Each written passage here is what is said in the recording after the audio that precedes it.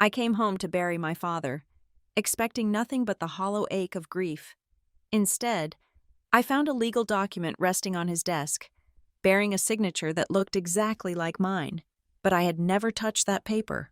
Across the room, my brother Grant watched me with the calm assurance of a man who thought he had already won, unaware that a single drop of ink was about to cost him everything. The rain in Harborwick did not wash things clean. It only made the grime stick harder to the pavement, turning the coastal road into a slick, gray ribbon that wound past the shuttered summer cottages and the skeletal cranes of the shipping docks. I watched the wipers slice back and forth across the rental car windshield, a hypnotic rhythm that failed to calm the thrumming anxiety in my chest. I was 33 years old, a senior compliance analyst who hunted financial discrepancies for a living. Yet as I drove past the rusted welcome sign of my hometown, I felt like a child again. A child who had run away and was finally being dragged back by the one thing I could not outrun. My father was dead. Everett Parker had been a man of salt and iron, a fixture in this town like the lighthouse on the point, and seemingly just as permanent. His heart attack had been massive, sudden, and final. I was 2 states away when I got the call. Buried in spreadsheets in a glass-walled office in Philadelphia, I had not been home in 6 months. I had not called him in 3 weeks. That guilt sat in my passenger seat, heavy and suffocating, a silent passenger that would not let me breathe. The service was held at St. Jude's, the stone church on the hill that smelled of beeswax and damp wool. The pews were packed. My father had employed half the town at some point through Parker Maritime Supply, and the other half owed him favors. I stood in the front row, my black dress feeling too tight around the ribs, listening to the priest drone on about rest and peace. Grant stood next to me, my brother. At 38, he looked the part of the grieving patriarch perfectly. He wore a charcoal suit that cost more than my first car. His dark hair swept back, his jaw set in a line of stoic suffering. Every few minutes, he would nod at someone across the aisle, a subtle acknowledgement of their presence. He was managing the room even now. When the service ended and we stood by the open grave under the canopy, the rain drumming against the canvas roof, Grant placed a hand on my shoulder. His grip was firm, just shy of painful. "You hold it together, Camilla," he said, his voice low and smooth. "Dad would not want a scene." "I am not making a scene, Grant," I whispered back, staring at the mahogany casket.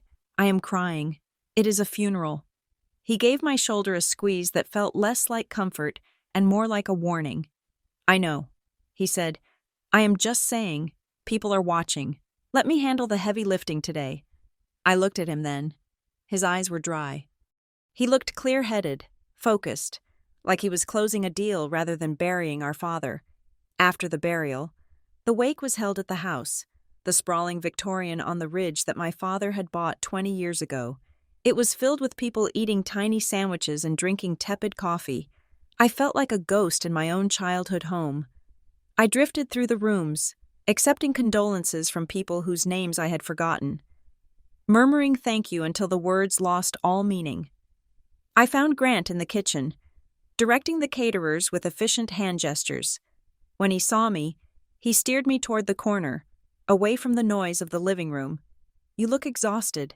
"Cammy," he said. "I am tired," I admitted. "I still cannot believe he is gone. It is a lot to process." Grant said, "Look, I know you have to get back to Philadelphia soon. Your job is demanding. I do not want you worrying about the estate." I frowned, looking at him over the rim of my coffee cup. "What do you mean?" "I mean, I have got it covered," he said, flashing a quick, practiced smile. "I have already started handling the paperwork, the accounts, the property transfers, the business continuity.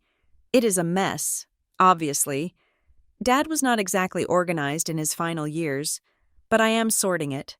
I felt a prickle of irritation. Dad was meticulous. He ran a logistics company for 40 years. He was slipping. "Camilla," Grant said, his voice dropping to a sympathetic whisper. "You were not here to see it. He forgot things. He misplaced files. It is better if I just deal with the lawyers. You are too emotional right now to deal with legal matters. You should focus on healing. Too emotional. The phrase landed like a slap. It was the same thing he used to say when we were teenagers, and I caught him in a lie.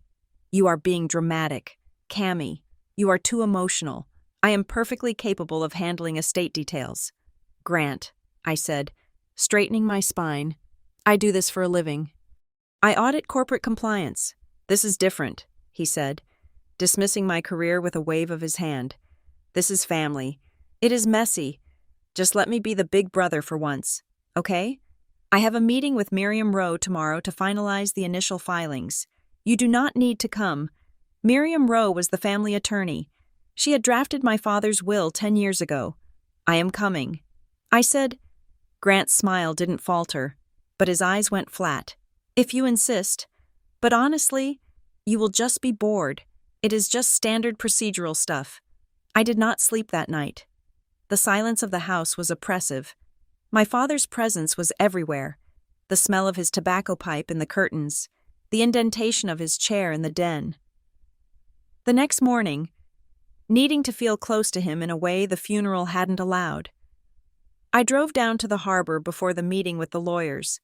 Parker Maritime Supply occupied a brick building right on the water, smelling of diesel, salt spray, and rust. I unlocked the side door with the key I had kept on my ring for 15 years. The warehouse floor was quiet. The forklifts parked in neat rows. I walked up the metal stairs to the glass-enclosed office on the mezzanine level. This was where my father had lived his life. I expected to walk in and see the chaos of his work.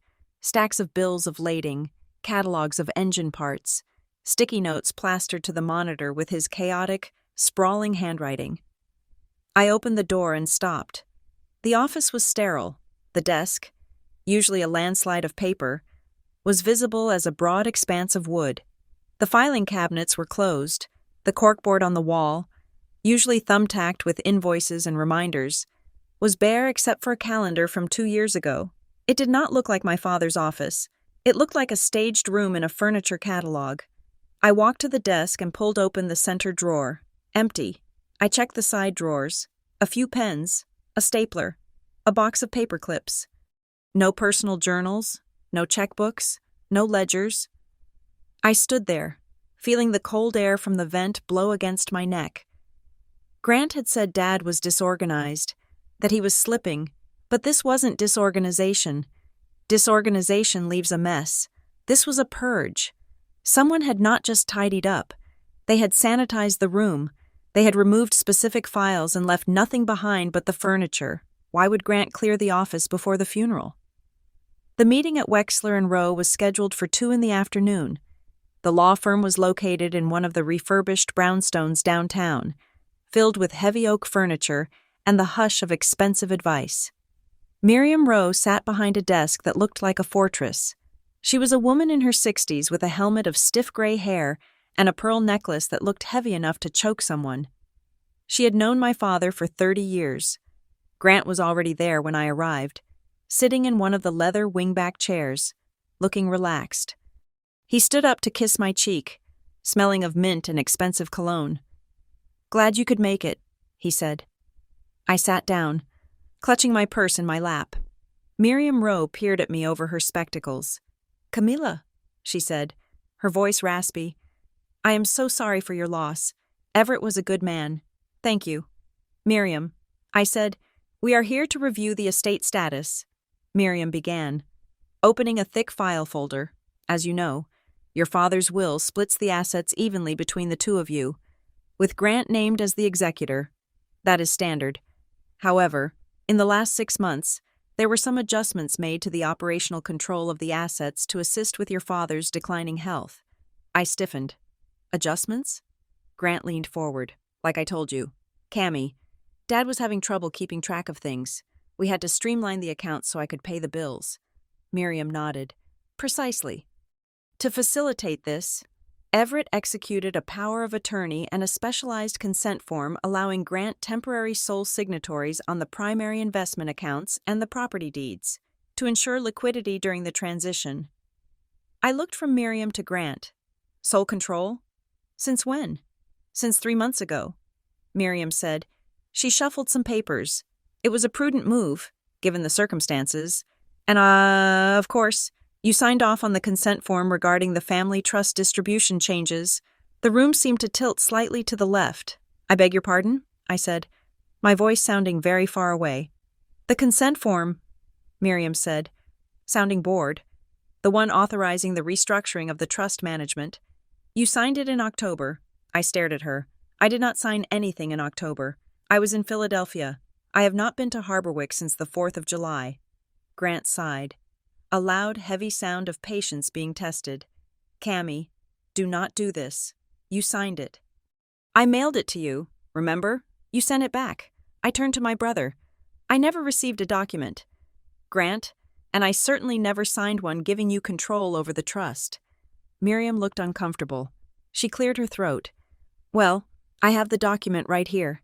It is notarized and filed. Can I see it? I asked. Miriam hesitated. Her hand hovered over the file. It is just a standard consent. Camilla, I want to see it. I said, my voice hard. She pulled a single sheet of paper from the file and slid it across the polished mahogany. I looked down. It was a standard waiver of conflict and authorization of asset transfer. At the bottom, above the line labeled beneficiary signature, was my name, Camilla Marie Parker. I stared at the ink. It was blue. It looked like my signature. The loop of the C was wide, just like I made it. The P in Parker had the sharp downstroke I had adopted in college. To a stranger, it was my signature. But I was not a stranger. I was a compliance analyst who spent my days looking for forgeries on wire transfer requests. I leaned closer. When I sign my name, I am left-handed. I push the pen across the paper. The tail of the A at the end of Camilla always trails off slightly upward because of the angle of my wrist. This signature trailed downward, and the pressure was wrong. On the downstroke of the K, the ink was too heavy, pooling slightly at the bottom, as if the hand holding the pen had hesitated. Unsure of the muscle memory, it was a drawing of my signature, not a natural act of writing. This is not my signature, I said quietly. Miriam's face tightened. Camilla, please, it is notarized. I do not care if the Pope blessed it. I said, looking up at her, I did not sign this. The angle is wrong. The pressure points are inconsistent. This is a forgery. Grant stood up, his face flushing a carefully calibrated shade of pink. That is enough. You are upset. You are grieving. You are accusing me of forging a document in front of our family attorney? I am telling you I did not sign it. I said, my voice rising. Miriam closed the file. I think we should take a recess, she said sharply. Emotions are running high. Camilla, perhaps you are misremembering. Grief does strange things to the memory. I stood up, my legs shaking. I do not misremember signing away control of my father's legacy. I walked out of the office before I did something unprofessional, like scream. I could feel Grant's eyes on my back. Burning. That night, the rain had stopped, leaving a heavy, wet mist that clung to the windows of the house. I sat at the kitchen table with my laptop, a cup of cold tea beside me. My grief was still there, a dull ache in the center of my chest, but it had been joined by something sharper, something cold and analytical. I opened my work calendar. October 15th, the date on the document. I scrolled back. October 15th. I was in a compliance seminar in Chicago. I had checked into the hotel at 4 in the afternoon. I had dinner with 2 colleagues at 7. I pulled up my credit card statement for that month. There it was. Giordano's Pizza. Chicago. IL. I checked my email. I searched for Grant's name. Nothing in September or October. No attachments. No, please sign this. I searched for DocuSign notifications. Nothing. I checked my sent folder. Nothing. There was no digital footprint. If Grant had mailed it, where was the tracking number? I kept a log of all certified mail I received. It was a habit from work. There was no entry. He had lied. I sat back, the glow of the screen illuminating my face. Why? Why forge a signature for temporary control? The will split everything 50-50. Unless there was something he needed to do with the assets before the probate court officially cataloged them, unless he was moving things. The next morning, I dressed in my sharpest blazer and drove to the Seabridge Private Bank on Main Street. This was where my father kept the business operating accounts and his personal liquid savings. The interior of the bank was hushed and smelled of money. I asked for Lionel Sutter, my father's relationship manager. Lionel was a thin man with nervous eyes and a suit that was slightly too large for him. He invited me into his office, but he did not close the door. "Ms. Parker," he said, remaining standing. "My deepest condolences. Thank you." "Lionel," I said, taking a seat. Even though he hadn't offered one, "I am just trying to get a clear picture of the estate accounts. I would like to request the transaction history for the last 6 months for both the personal and business accounts." Lionel shifted his weight. He adjusted his glasses. "Ah, yes. Well, that might be difficult right now." "Difficult? Why?" "I am a beneficiary. I have the death certificate." "Yes, but, well, the accounts are currently under a restricted status pending the consolidation." "Consolidation?" I asked. Lionel looked at the door, then back at me. "Mr. Parker. Grant. I mean, he has already initiated the transfer of the primary liquidity into the holding trust. As per the consent agreement." I kept my face perfectly still. "The consent agreement I never signed." "Lionel," I said softly, "I just want to see the statements. Surely, as a 50% heir, I am entitled to see the balance history?" He licked his lips. "Technically, yes, but Grant is the signer. He gave specific instructions that all inquiries go through the executor's office to avoid confusion." I froze. "The signer, not a signer." "Lionel," I said, "is Grant the only authorized signer on the accounts now?" He blinked, realizing his mistake. "Well, with the power of attorney and the consent form, yes, effectively. Look, Ms. Parker, I really cannot discuss this further without Grant present. It is bank policy regarding contested estates. I am not contesting it. I lied. I am just confused." "You really should talk to your brother," Lionel said, his voice pleading.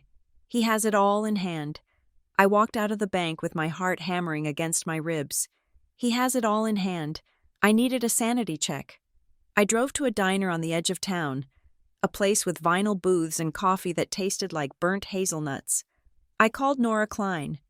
Nora and I had been best friends since kindergarten. She had stayed in Harborwick, working as a paralegal for a personal injury firm. She was sharp, cynical, and knew where all the bodies were buried in this town. She met me 20 minutes later, sliding into the booth and grabbing my hand. "I heard about the funeral." She said, "I am so sorry I could not get off work." "It is okay." I said, "I need your brain." "Nora." She saw the look in my eyes and signaled the waitress for coffee. "Tell me." I told her everything. The empty office, the forged signature, the weird vibe at the bank, Lionel Sutter calling Grant the signer. Nora listened, tearing a paper napkin into tiny strips. When I finished, she did not look surprised. She looked worried. "Cammy," she said, leaning in, "you know how Harborwick works. It is not like Philadelphia. The law here, it is flexible. That is not comforting." I said, "It is not meant to be." She said, "Look, Wexler and Rowe represents the town council, the zoning board, and half the developers in the county. If Miriam Rowe says that signature is real, the judge is going to believe her. They have lunches together. They play golf. People here softly agree on outcomes before the cases ever hit the docket. So you think I should just let Grant steal my inheritance?" "I think you need to be careful." Nora said, "If Grant is forging documents, he is desperate, and if he has Lionel Sutter and Miriam Rowe backing him up, he has a head start. Why would he need total control right now?" "I do not know." I said, "That is what I need to find out." Nora lowered her voice. "If you start poking around, they are going to close ranks. You are the outsider now. Cammy, you left. Grant stayed. In their eyes, he is the faithful son, and you are the city girl coming back for a payout." I looked out the window at the gray harbor. The water was choppy, whitecaps breaking against the pier. I thought about my father's office, stripped clean. I thought about the fake hesitation mark in the signature that bore my name. I am not leaving. I said. Nora sighed. I figured you would say that. I pulled out my phone. I dialed my boss in Philadelphia. Hey, Sarah, I said when she answered. I know I said I would be back on Monday, but the estate is more complicated than we thought. I need to take some accumulated leave, maybe 2 weeks. I listened to her assurances, her condolences. Thanks, Sarah. I will be in touch. I hung up and looked at Nora. I am staying, I said, but I'm not going to let Grant know I'm on to him. Not yet. How are you going to do that? Nora asked. I am going to play the grieving daughter, I said, my voice cold. I'm going to cry. I'm going to be emotional.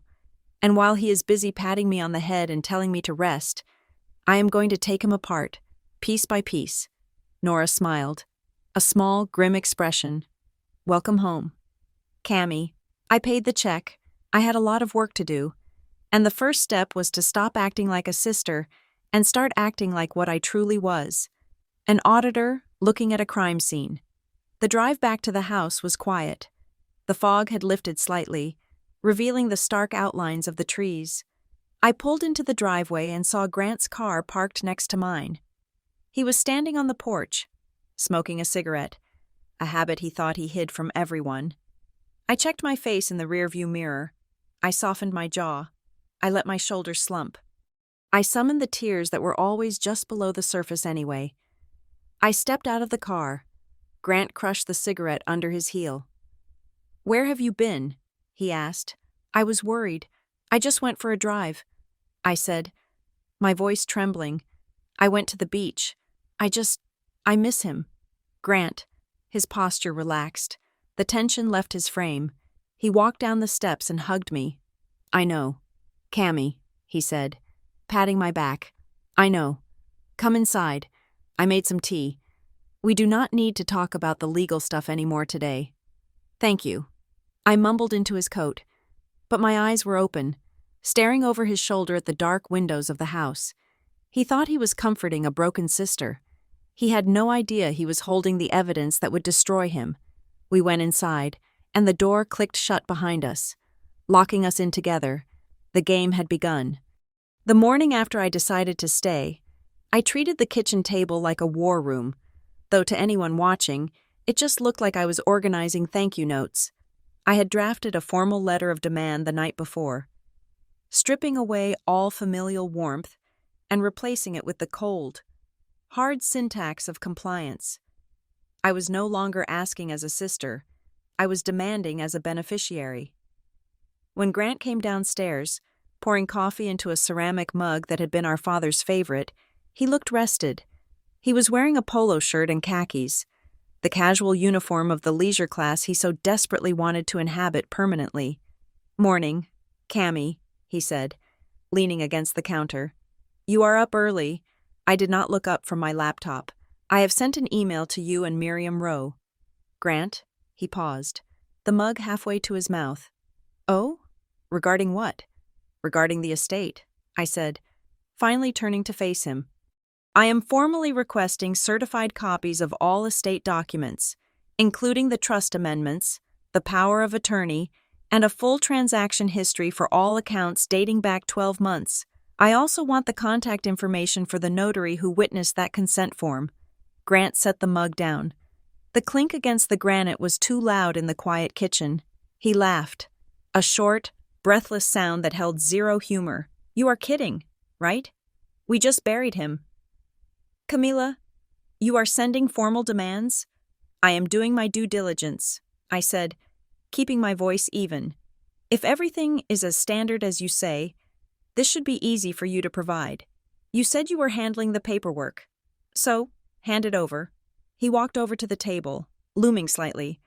I realized then how much bigger he was than me. He had always used his physical presence to end arguments when we were kids, crowding my space until I backed down. I did not back down this time. You are making Dad's death a trial, he said, shaking his head with a look of rehearsed hurt. His face crumpled into a mask of disappointment. I am trying to protect this family, trying to keep things running while we grieve, And you are acting like an auditor. I am an auditor. Grant, you are a sister first, he shouted, then caught himself, lowering his voice to a hiss. You are tearing this apart. Mom is barely holding it together. And now you want to drag lawyers into it? Miriam Rowe is already involved, I pointed out. Grant pulled his phone from his pocket. His eyes flicked to the screen, then back to me, then back to the screen. It was a nervous tic I remembered from high school when he was hiding report cards. He was checking in with someone, or he was afraid of what someone would say. Fine, he said, typing a quick text. I will tell Miriam to send you copies, but you are wasting everyone's time, and you are hurting me. Cammy, you really are. He stormed out of the kitchen, grabbing his keys. I watched him go. As soon as the door slammed, the performance dropped from my shoulders, leaving me exhausted. He was good. If I did not know better, if I hadn't seen the hesitation in that ink, I might have believed him, but I had seen the ink. 2 hours later, I met Nora at the county recorder's office. It was a basement-level purgatory of fluorescent lights and smelling of dust and floor wax. Nora was already at a terminal, her fingers flying across the keyboard. You are not going to like this, she said without preamble, as I pulled up a chair. What did you find? Nora clicked a few times and pointed to the screen. I pulled the property transfer records for the last 6 months. Look at this. I leaned in. There was a filing from 2 months ago. It was a deed transfer for the lakeside cabin, our family's retreat on Lake Eos, a place my father had built with his own hands 30 years ago. The cabin had been transferred from Everett Parker to an entity called Parker Ridge Holdings, LLC. Who owns Parker Ridge Holdings? I asked. Nora clicked another tab. It is a domestic limited liability company formed 3 weeks prior to the transfer. Manager. Grant Parker. I felt a cold spike in my stomach. And the members? She scrolled down. Member. Grant Parker. Consenting member. Camilla Parker. I stared at the screen. My name again. Used to validate a transfer I knew nothing about. He moved the cabin. I whispered. He moved it out of the estate before Dad even died. And look at the valuation, Nora said, tapping a line on the spreadsheet. He transferred it for a nominal fee of $10 plus assumption of debt, but the cabin is paid off. There is no debt. He basically gifted himself a $500,000 property and put your name on the receipt to make it look like a family decision. Can we print this? I asked. Nora hit print. I already did. I took the warm pages from the printer tray. This was tangible. This was not just a bank account I couldn't access. This was a building, a piece of land. I am going up there. I said, to the cabin? Nora asked. Cammy, be careful. If he transferred it, it is technically his property now, or the LLC's. It is my father's house, I said, and my name is on the LLC. I am a consenting member, right? I have a right to inspect the asset. The drive to Lake Eos usually took 40 minutes, winding through pine forests that seemed to swallow the light. Today, the trees felt like prison bars. I drove fast, my knuckles white on the steering wheel. I kept thinking about the summers we spent there. Grant teaching me to fish, Dad grilling on the deck.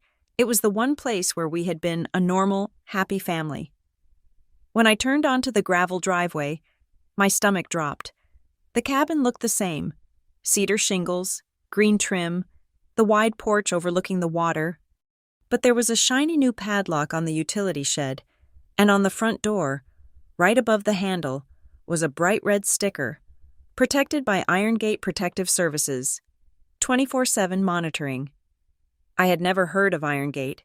My father had used a local alarm company for decades, a mom-and-pop shop called Harbor Security. I walked up the steps, the wood creaking familiarly under my boots. I reached into my purse for my key ring. I still had the brass key my father had given me when I turned 16. I slid it into the lock. It only went in halfway. I jiggled it, pulled it back, tried again. It hit metal blockage. The cylinder had been changed. I stood there, feeling foolish and locked out of my own history. I peered through the window. The furniture was draped in white sheets. The place looked abandoned. Dead. I stepped back and looked at the Iron Gate sticker again. It looked fresh. The edges crisp. unweathered by the elements. It had been applied recently. I took a picture of the sticker with my phone. Then I walked around the perimeter. Every window was shut tight. The back door was also rekeyed. Grant had sealed the place up like a tomb. On my way back into town, I stopped at the county clerk's office to pick up the official certified copy of the deed transfer Nora had found digitally. The clerk was a woman named Betty who had been stamping forms since I was in elementary school. "Hello?" "Betty?" I said, trying to smile. "Camilla Parker," she said, her face softening. "I was so sorry to hear about Everett. He was a fixture. Thank you." "Betty, I just need a certified copy of this deed transfer. For the estate records." I handed her the reference number. She typed it in, her glasses slipping down her nose. "Oh, yes, the LLC transfer. I remember this one coming in." "You do?" I asked. Betty nodded, waiting for the printer. "Yes, it was hand-delivered. Your brother didn't bring it in. Though, it was that courier service the lawyers use. The one with the guy who wears the leather jacket? He comes in a lot lately for Wexler and Rowe." "A courier?" I asked. "Yeah, usually. Everett would come in himself for property stuff. He liked to chat, but this one was just dropped in the bin with a batch of other filings from the firm. Routine stuff. Routine. That was the word Grant kept using. Standard. Routine. Thank you. Betty," I said, taking the document. I sat in my car in the parking lot and looked at the signature on the deed. Camilla Parker. It was the same forgery, the same hesitation on the K, the same downward trail. I needed science. I could not just rely on my gut. I called Dr. Elise Marlowe. She was a forensic document examiner based in Boston, who I had used once on a massive corporate fraud case involving falsified invoices. She was expensive, precise, and terrifyingly good. "Elise, it is Camilla Parker," I said when she answered. "Camilla, it has been a while. Do you have a case?" "Personal," I said. "I need you to look at 2 signatures. I'm sending you high-resolution scans right now. I need a preliminary opinion." I sat in the car and used a scanning app on my phone to capture the deed signature and the consent form signature Miriam had given me. Then I scanned a birthday card I had written to my father 3 years ago, which I had found in his bedside table the night before. To use as a known standard, I emailed them. 5 minutes passed. 10. My phone rang. "Okay," Elise said. "I am looking at these on the big monitor." "And?" "I cannot give you a court-admissible report without the originals," she said, her voice clinical. "But looking at the digital artifacts?" "Camilla, these are simulations. Tell me why," I said, grabbing a pen and a notebook. "Look at the beginning of the capital C," Elise said. "See that tiny dot of heavy ink? That is a pen lift." The forger put the pen down, hesitated to get the alignment right, and then started the stroke. A natural writer does not stop before they start. They swoop in. This was drawn, not written. What else? "The tremor," she said. "Zoom in on the loops. The lines are not smooth curves. They are slightly jagged. We call it forger's tremor. It happens because the hand is moving slower than natural writing speed to trace or copy a shape, and the pressure is static. Real writing has rhythmic pressure. Thick on downstrokes, thin on upstrokes. This is heavy all the way through.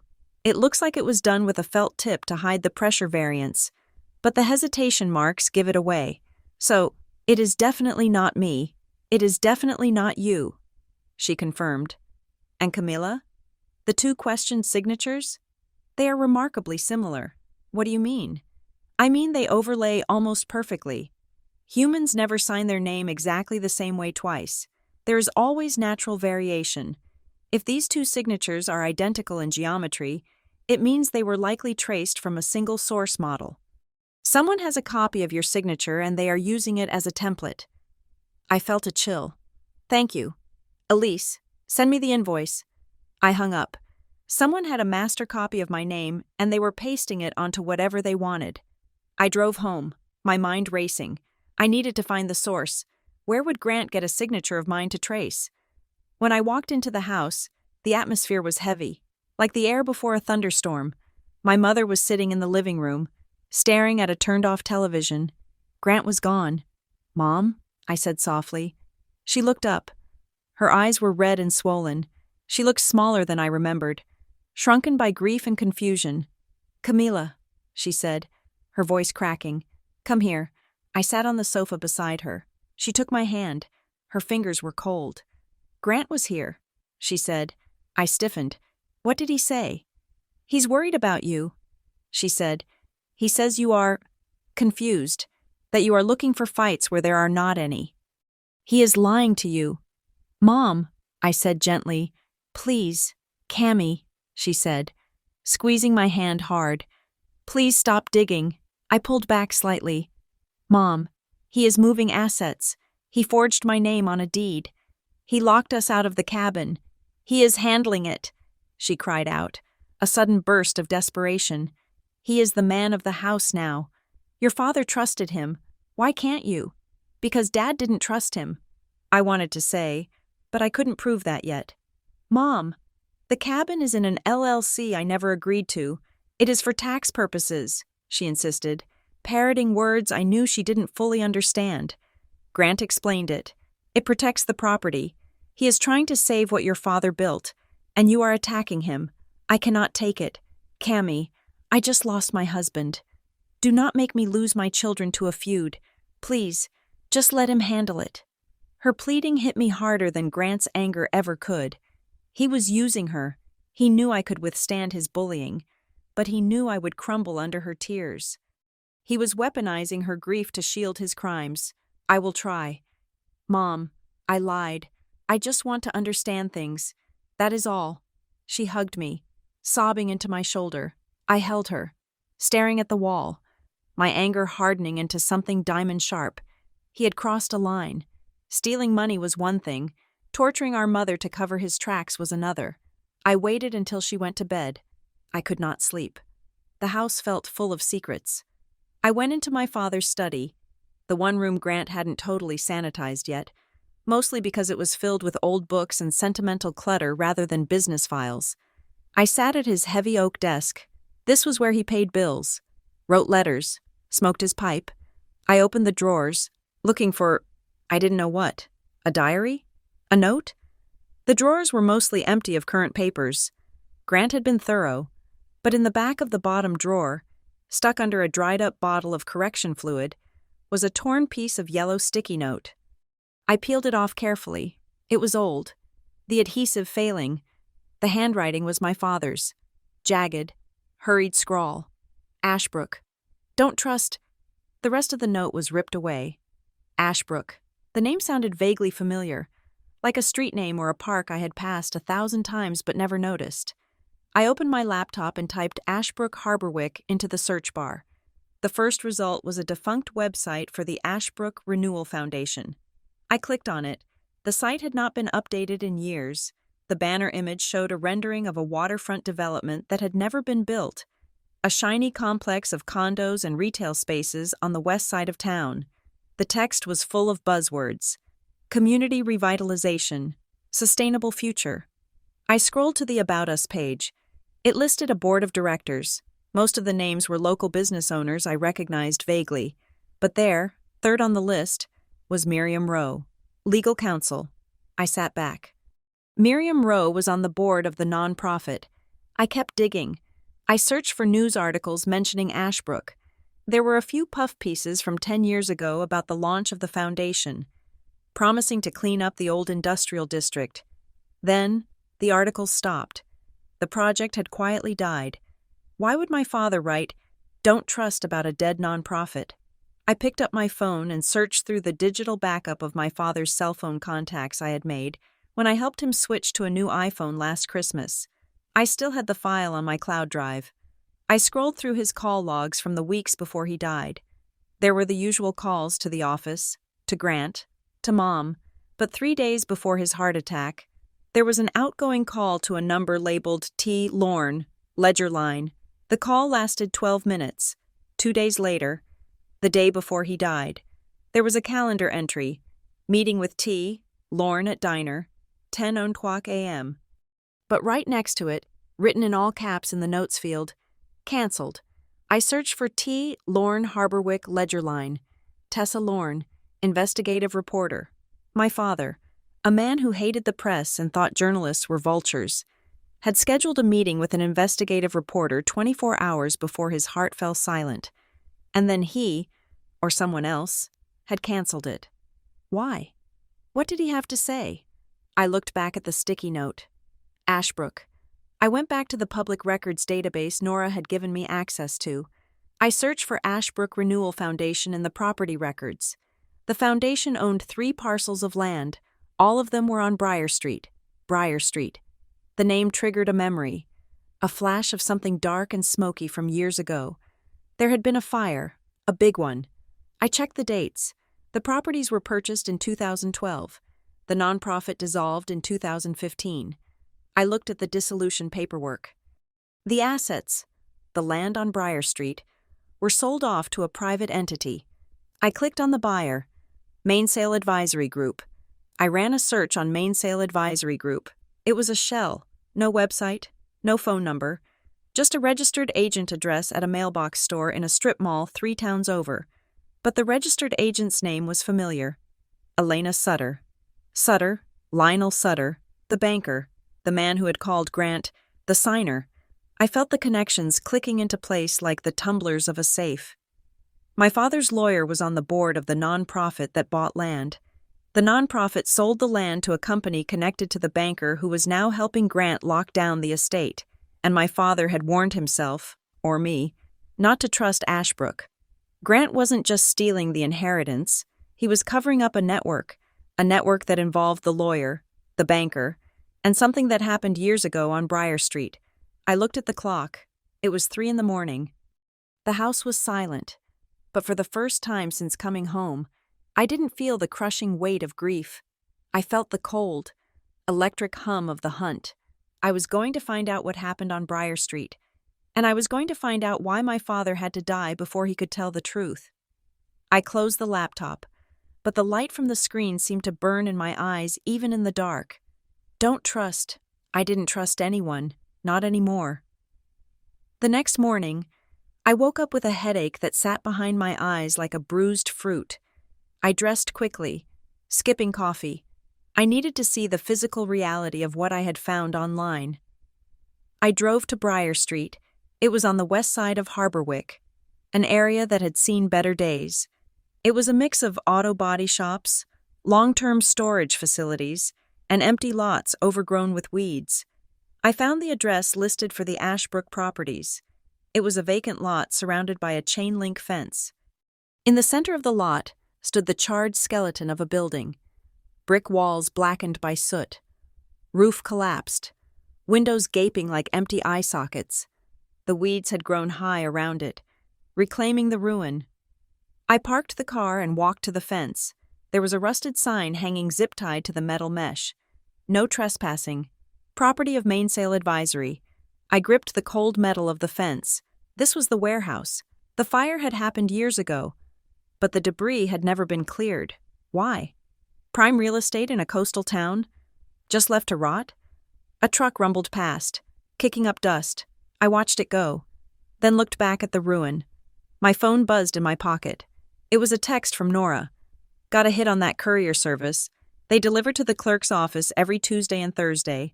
Driver's name is listed on the log as C. Voss. C. Voss. I looked at the picture I had taken of the security sticker on the cabin door. Iron Gate Protective Services. I quickly searched for the ownership records of Iron Gate. Owner, Cade Voss. The courier who delivered the forged deed was the owner of the security company that installed the locks. It was a closed loop, a tight, suffocating circle of people who all knew each other, all working to keep the Parker assets under one control. I looked at the burned warehouse again. If Grant was involved in this, if he was part of the Ashbrook thing, then this wasn't just about money. You don't build a network like this just to skim a few dividends. You build it to hide something. I got back in the car. I needed to talk to the journalist. I needed to know what my father was going to tell Tessa Lorne before he died. As I put the car in drive, I saw a black SUV parked a block down, idling. The windows were tinted dark. It hadn't been there when I arrived. I watched it in my rearview mirror. It didn't move. I pulled out slowly, turning right. The SUV pulled out and followed. My heart kicked against my ribs. "Stop digging," my mother had said. I pressed the accelerator. I wasn't going to stop. I was going to grab a shovel. The black SUV had eventually turned off, disappearing into the labyrinth of side streets that made up the industrial district. But the feeling of being watched stayed with me like a second skin. I drove back to the house, checking my rearview mirror every 30 seconds, my heart rate refusing to settle. When I got inside, I did not go to my mother. I went straight to my room, locked the door, and opened my laptop. Fear is a useful engine if you know how to shovel coal into it. I channeled every ounce of my anxiety into the search bar of the state's business registry. I had the name Mainsail Advisory Group. I had the registered agent's address, a mailbox rental in a strip mall 3 towns over. Now I needed a human being. I pulled up the annual filings for Mainsail. In the state of Massachusetts, limited liability companies were required to list a manager or a signatory. For 3 years running, the filings had been signed by an Elena Vance. I ran a search for Elena Vance in Harborwick. Nothing recent. I expanded the search to social media. I found a profile for an Elena Vance Sutter. I clicked the profile picture. It was a wedding photo from 15 years ago. A younger, thinner. Elena was smiling radiantly at the camera. Her arm looped through the arm of a man in a tuxedo who looked like he was afraid he might drop her. The man was Lionel Sutter. I sat back in my chair, the air in the room suddenly feeling very thin.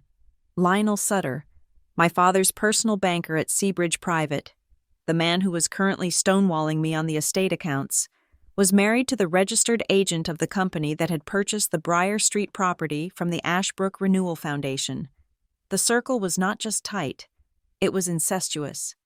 My father's lawyer sat on the board of the nonprofit. The nonprofit paid consulting fees to a shell company run by the banker's wife, and then the nonprofit sold its assets to that same shell company. It was a classic laundering scheme. They were siphoning money out of the nonprofit, money that likely came from investors or municipal grants, and funneling it into their own pockets through Mainsail. And when the nonprofit dissolved, they buried the evidence by buying the land themselves. I looked at the transaction dates again. The payments to Mainsail were steady, monthly transfers of $4,000, starting in 2012. They stopped abruptly in November of 2013, 2 weeks before the Briar Street fire.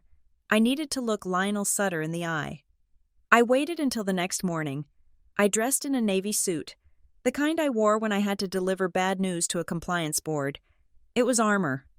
When I walked into Seabridge Private Bank, the air conditioning was humming a low, artificial note.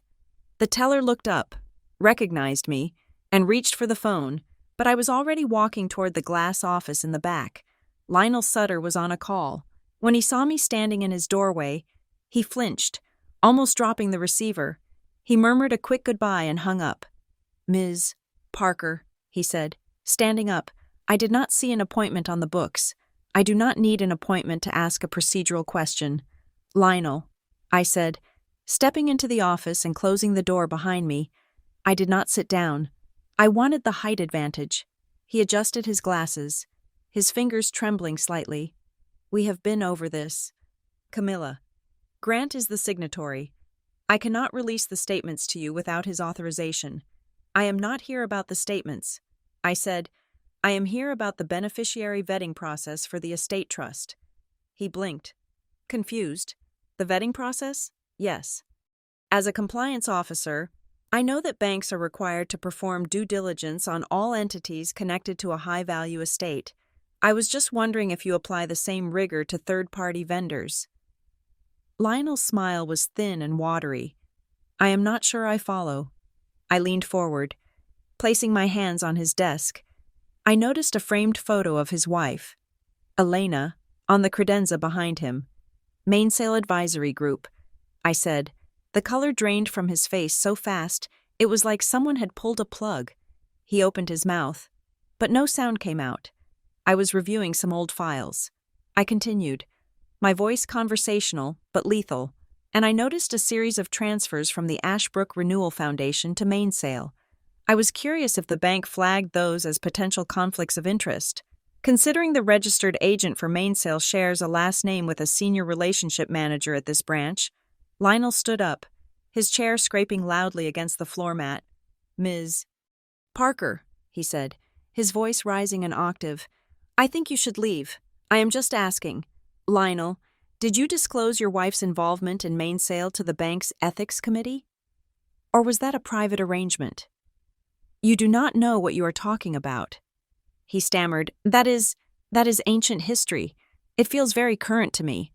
I said, "Especially since my father's estate seems to be wrapped up in the same network of people." Lionel walked around the desk. He looked terrified, not just nervous, but deeply, instinctively frightened. He lowered his voice to a whisper, his eyes darting to the glass walls to see if anyone was watching. "Listen to me," he hissed. "You need to stop. You are looking at things that were buried for a reason. Is that a threat?" "Lionel?" "It is advice," he said, wiping sweat from his upper lip. "You come back here after 10 years. You think you can just turn over rocks? There are things under those rocks that bite. You really do not want to open old boxes." "Camila, why?" I asked. "Because you are inside one of them?" He went to the door and opened it. "Get out," he said, loud enough for the teller to hear, "or I will call security." I looked at him for a long moment. I had my answer. He wasn't the mastermind. He was the weak link. He was the one who handled the money, and money leaves trails that people like him could never fully erase. "I will leave," I said. "But Lionel, if I find my father's money in your wife's account, I won't come to you. I will come with the FBI." I walked out of the bank with my head high, but my hands were shaking. I had rattled the cage. Now I had to wait and see what came out. The answer came 3 hours later. I had parked my rental car in the lot behind the public library while I met with Nora for lunch. When I returned to the car, the sky had turned a bruised purple, threatening another storm. There was something under my windshield wiper. I froze. I scanned the parking lot. A few cars, no people. No black SUV. I walked to the car and pulled the envelope free. It was a plain manila envelope, unsealed, no name on the front. I got into the driver's seat and locked the doors before I opened it. Inside was a single photocopy.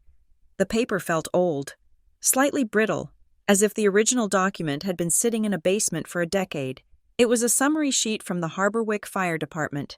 The header read, "Incident Report, Briar Street Warehouse. Date, November 14th, 2013. I scanned the text. It was dry. Technical language about response times and water pressure, but halfway down the page, a sentence had been highlighted in yellow marker. Point of origin, southeast corner, office enclosure. Accelerant presence indicated. Hydrocarbon traces. Below that, another highlighted line. Investigation status, suspended, cause undetermined. I stared at the paper. Accelerant presence indicated. That meant arson. It meant someone poured gasoline or kerosene and lit a match. I remembered the fire. I was 23, living in Boston, just starting my first job. I remembered my father calling me, sounding weary. The old warehouse went up. He had said, "Shame, just an empty shell anyway." The town had treated it as a footnote. A derelict building catching fire in the winter was not news. It was just urban decay. No one had died. Or so the papers said. No one had cared. But if accelerant was found, why was the investigation suspended?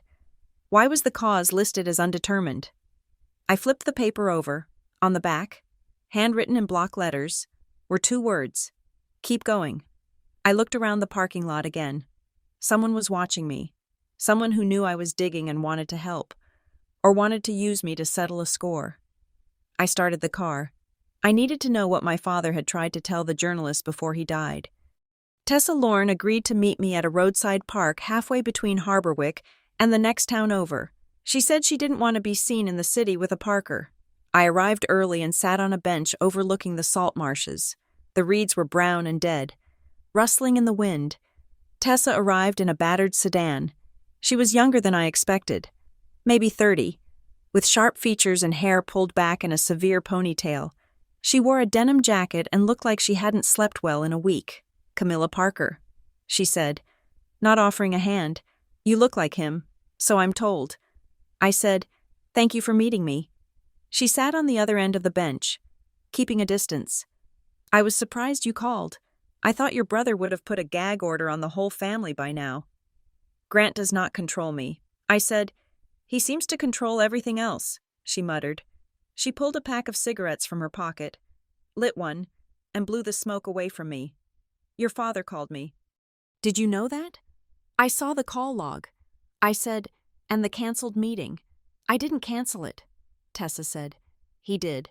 Or at least, I got a text from his phone saying he couldn't make it. But looking back, it didn't sound like him." "What did he want to tell you?" Tessa looked out at the marshes. He was scared. Everett Parker was the toughest old bird in the harbor. But on the phone? He sounded rattled. He said he made a mistake years ago. A mistake that was eating him alive. Did he say what it was? He said he wanted to clear the ledger. He said, "I need to clean it up before it gets cleaned up for me." I felt a chill that had nothing to do with the wind. Cleaned up for him. Did he mention Grant? I asked. Tessa turned to look at me, her eyes hard. He said, "My son is in over his head. He thinks he is a shark, but he is just chum." I closed my eyes. Grant. Tessa flicked ash onto the ground. I have been trying to crack the Ashbrook story for years. The redevelopment that never happened, the money that vanished. But every time I get close, a source dries up, or my editor tells me to focus on local sports. This town is owned. Camilla, Wexler, and Rowe, the developers, they own the council, they own the police, and they owned your father's silence, until he decided to break it, and then he died. I said softly, "Heart attack." Tessa said, "Convenient timing, don't you think? Are you suggesting—" "I am suggesting that stress kills," she interrupted, "and fear kills faster. I do not think they murdered him in his bed, if that is what you are asking, but I think they pushed him until his heart gave out, and now Grant is finishing the job." She stood up and dropped the cigarette butt, crushing it with her boot. "Be careful, Camilla.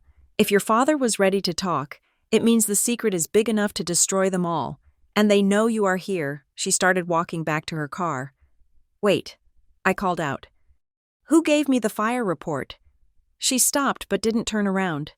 "I don't know," she said, "but if someone handed you that report, it means there is a leak in the department. Use it, but don't expect the police to help you.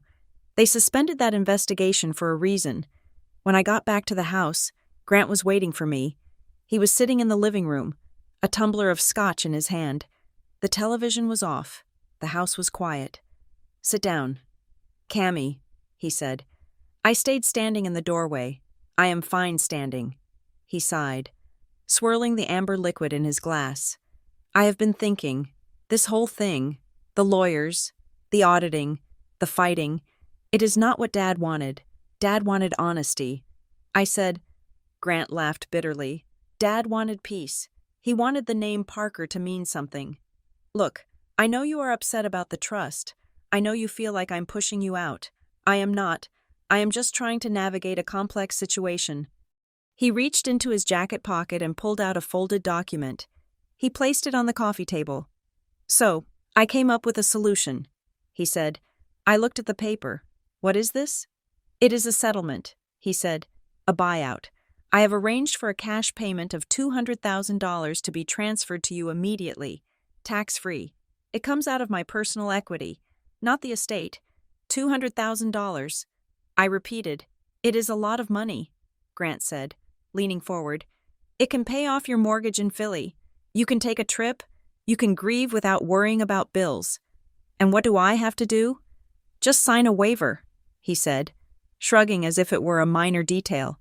"A standard release agreeing not to contest the estate filings and to step down as a potential administrator. You take the money, you go back to your life, and I handle the mess here. Everyone wins." I looked at him. My brother. He was offering me a bribe. And not just a bribe, a panicked bribe. $200,000 was a significant amount of liquid cash for him to pull together on short notice. He was bleeding himself dry to get me to leave. Why? Because I was getting close. Because I had spoken to Lionel. Because I had the fire report. If I sign this, I said, I stop asking questions? Exactly, Grant said, smiling. You stop stressing yourself out. You let me be the big brother. I walked over to the table and picked up the document. I pretended to read it. It is a generous offer. Grant, it is, he said, relaxing. It is family taking care of family. I looked him in the eye. I need a day to think about it. I said. His smile faltered. A day? Cammy, the offer is time-sensitive. I have moved some things around to make this happen. I need to know tonight. Why the rush? I asked. Is there a deadline I don't know about? He stood up, the glass trembling in his hand. I am trying to help you. Why do you always have to make it difficult? Just take the money and go. His voice cracked. It wasn't anger. It was desperation. He was terrified. I will let you know tomorrow. Grant, I said coldly. I turned and walked up the stairs, feeling his eyes burning a hole in my back.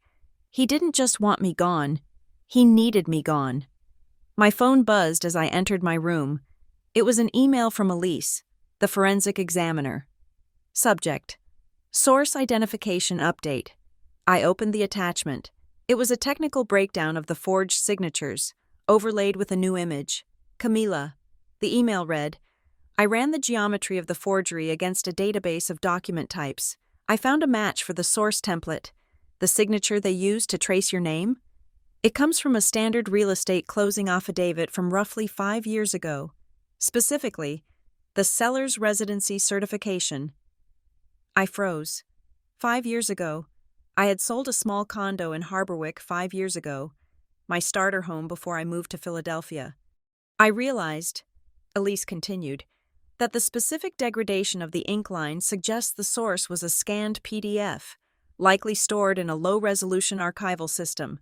When they printed it out to trace it, the pixelation caused the tremor I saw in the forgery. Whoever did this had access to your closing file from that sale. I closed the laptop. I had sold that condo using Wexler and Rowe. Miriam Rowe had handled the closing personally. The source of the forgery was in Miriam Rowe's digital archives. Grant couldn't have accessed those files without help, or access. Miriam Rowe wasn't just representing Grant. She was manufacturing the evidence to help him steal the estate. She was the architect. I needed proof, and I needed Grant to admit it. In Pennsylvania, where I lived, it was a 2-party consent state for recording conversations. You couldn't record someone without their permission. But Massachusetts? Massachusetts was a 2-party consent state as well. However, there was an exception. The wiretapping statute had nuances regarding expectation of privacy, but I knew I couldn't use a recording in court if I broke the law to get it. But I wasn't just building a court case, I was building a leverage case. And for the story's sake, for the sake of the narrative of revenge, I decided to take the risk.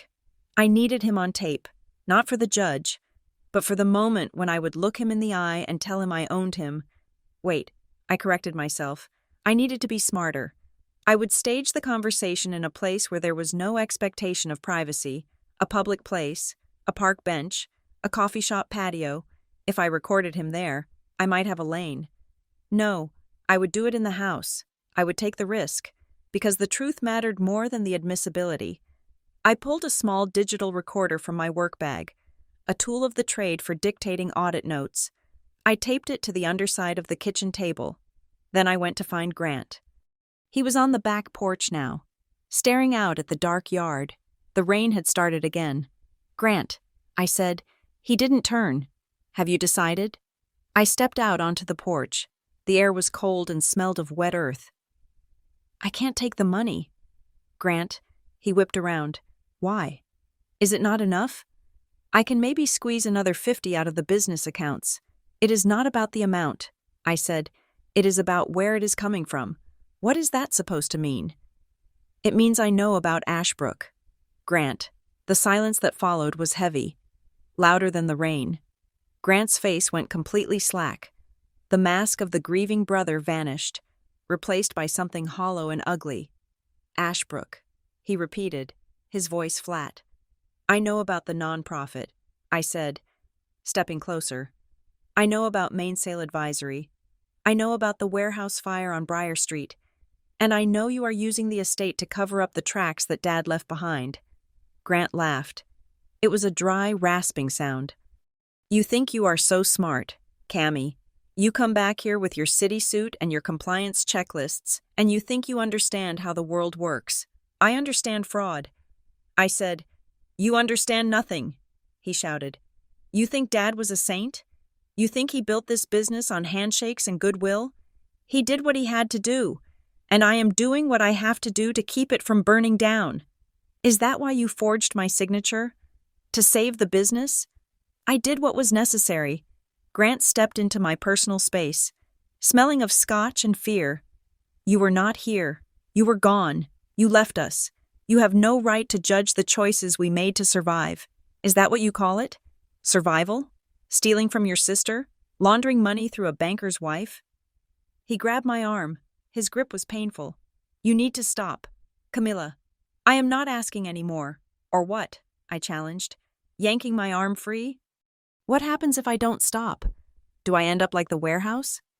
Grant stared at me, his eyes wide and manic. He leaned in close, his voice dropping to a whisper that the wind almost stole away. Accidents happen. Cammy, especially to people who don't know when to stop walking. The roads are slippery.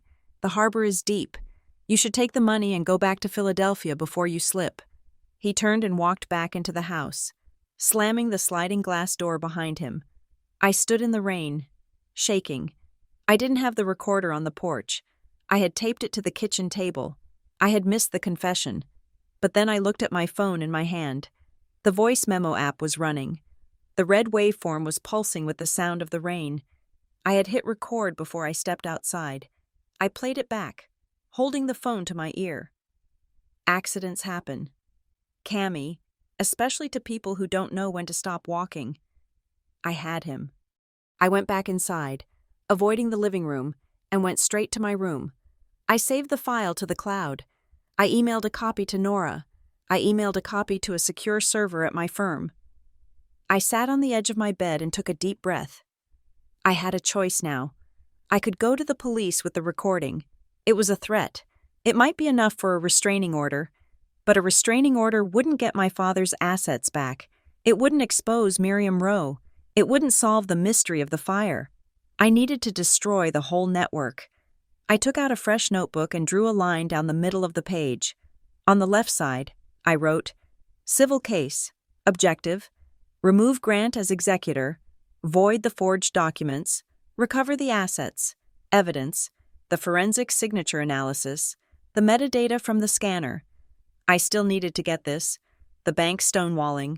On the right side, I wrote, Criminal case, objective, prove the arson, prove the money laundering, expose the conspiracy, evidence, the fire report, the mainsail payments, the witness testimony.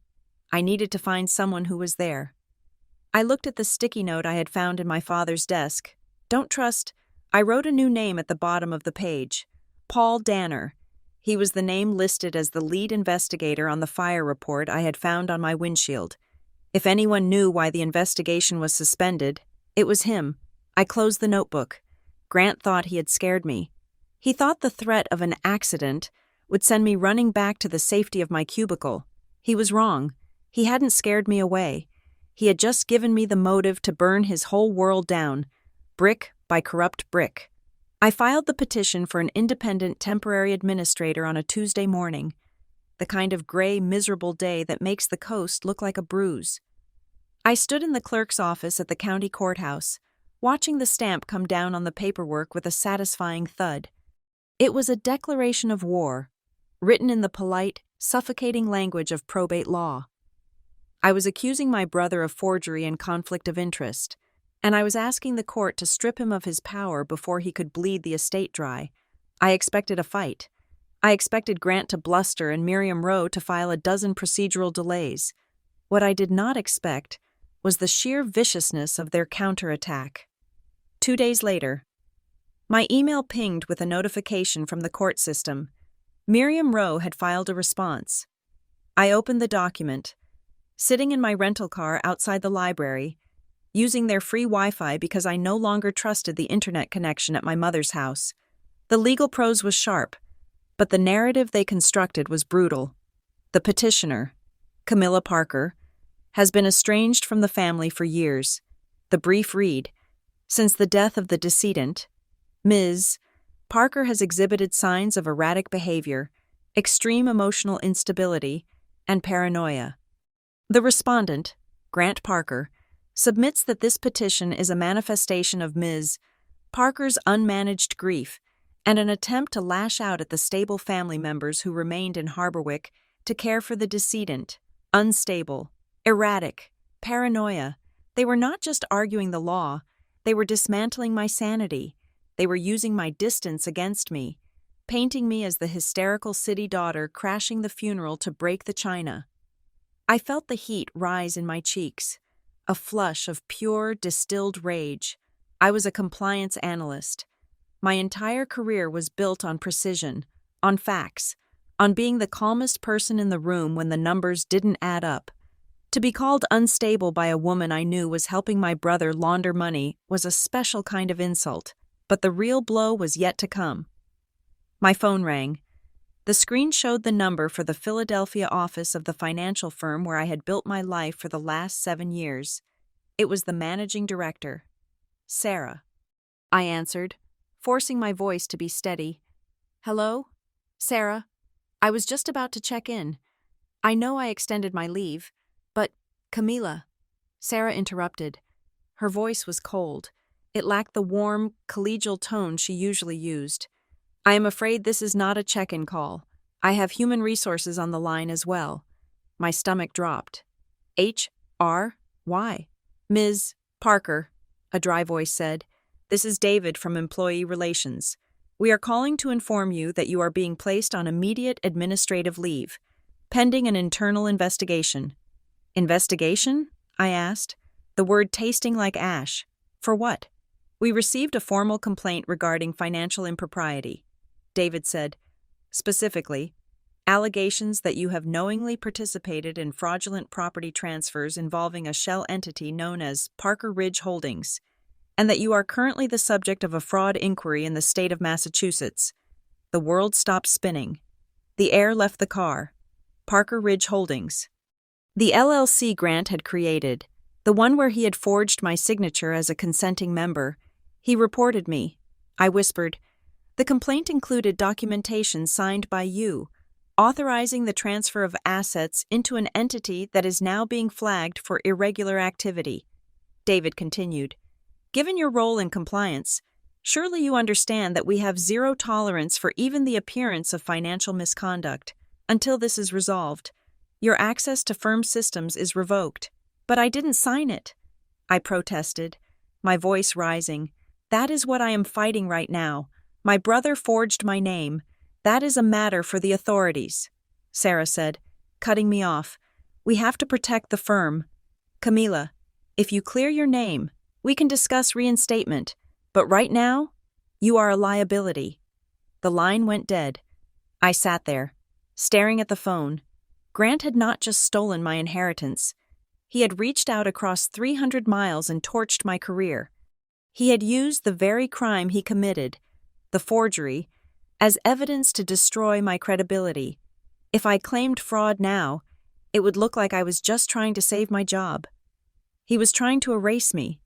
He wanted to strip me of my title, my income, and my reputation until I was just a sad, broke girl with no choice but to take his settlement money and disappear. I put the phone down. I gripped the steering wheel until my knuckles turned white.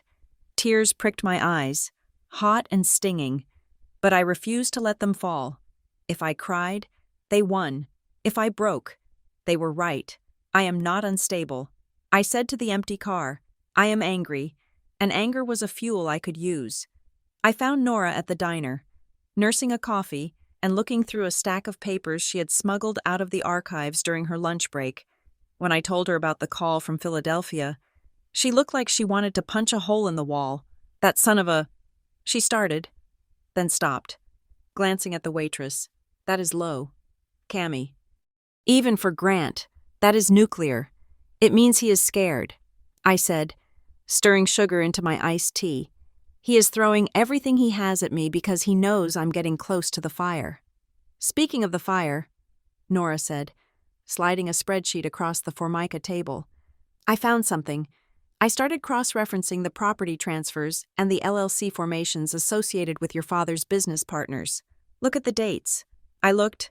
The spreadsheet was a timeline of transactions over the last 10 years. Nora had highlighted several rows in yellow. November 14th, 2013, the date of the Briar Street fire. Look at the next year, Nora said. November 10th, 2014, a deed transfer for a commercial lot owned by Wexler and Rowe. November 12th, 2015, the formation of Mainsail Advisory Group. November 14th, 2016, a massive deposit into the Parker Maritime operational account from an unknown source. It is a cycle, I said. It is an anniversary, Nora corrected. Every year, around the time of the fire, money moves. Big money. It is like they are paying rent on a secret, or paying hush money. The fire is the hinge. I said, everything pivots around what happened that night. We need to know why that investigation was suspended. Nora said, arson cases do not just go away unless someone makes them go away. I pulled out my notebook. I had a name, Paul Danner, the investigator who signed the report. I found him. Nora said, he is retired, lives in a trailer park out on Route 9. He spends his days fishing off the pier. I'm going to see him. I said, be careful. Cammy, if Grant is willing to blow up your career, what do you think he will do if you find the guy who buried the arson case? I think he will try to bury me. I said, but he has to catch me first. Paul Danner looked like a piece of driftwood that had been left in the sun too long. He was sitting in a folding chair at the end of the public pier, a fishing line trailing into the murky water. He wore a faded cap and a flannel shirt that had seen better decades. Mr. Danner? I asked, approaching him slowly. He didn't look up. Fish are not biting. I am not here for the fish. My name is Camilla Parker. I am Everett Parker's daughter. That got his attention. He reeled in his lines slowly, his hands gnarled with arthritis. He turned to look at me. His eyes were milky blue, surrounded by a roadmap of wrinkles. Everett, he grunted. Heard he passed. Shame. He was a hard man, but fair. I need to ask you about Briar Street. I said. Danner flinched. It was subtle, a tightening of the jaw, a shift in his weight, but I saw it. He turned back to the water. Long time ago, he said, I do not remember much. You wrote the report. Mr. Danner, you highlighted the presence of accelerant, and then you signed the paper that suspended the investigation. He stayed silent. The seagulls cried overhead, a lonely, piercing sound. Mr. Danner, I said, stepping closer, my brother is destroying my family to cover up what happened in that warehouse. I have lost my job. I might lose my home. I need to know why you stopped looking. He sighed, a rattle deep in his chest. He reached into his pocket and pulled out a pack of chewing tobacco. I didn't stop looking, he said softly. I was told to stop looking. By who? The chief, he said, and the chief was told by the mayor. And the mayor, well, he played golf with Miriam Rowe. Miriam Rowe, I said. It always comes back to her. Look, Miss Parker, Danner said, spitting into a cup. That fire was dirty. We found traces of gasoline in the office. But we also found something else. What? We found signs of a struggle. A desk overturned. A lamp broken. It wasn't just arson. It was a fight. And you put that in the report? I put it in the field notes, he said, but those notes never made it to the final file. They vanished from the evidence locker 2 days later, along with the samples we took from the floorboards. Did you see anyone? I asked. Did you interview anyone? Danner squinted at the horizon. I interviewed a lot of people, but I remember one kid. He was standing outside the cordon tape while the firefighters were still wetting down the embers. He was arguing with a police officer, trying to get past the line. Who was it? Young guy, dark hair, looked expensive. He was shouting that he needed to get his father's laptop out of the office. The cop told him everything was gone. The kid looked like he was going to be sick. Was it Grant? I asked. My brother? Danner looked at me. He looked like you, he said. Just weaker, scared. Grant was at the fire. He was there while it was still smoking, trying to retrieve evidence. Why didn't you arrest him? I asked. For what?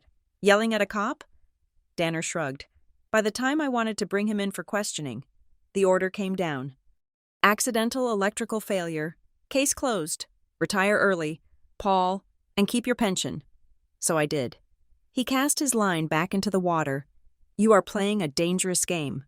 Girl, he said, that fire wasn't just about burning a building.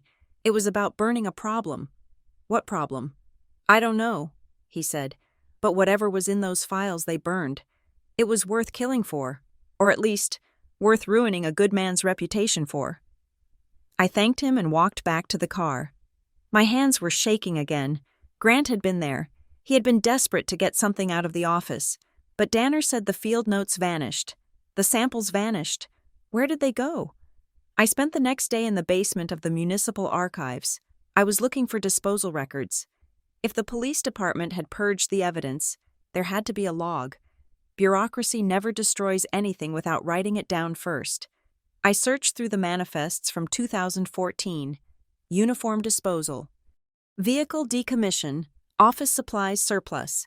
And then I found it. It was an auction listing from June 2014. Municipal Surplus Auction 402. Item 4B. Unclaimed property, safe keepings, mixed lot. Description.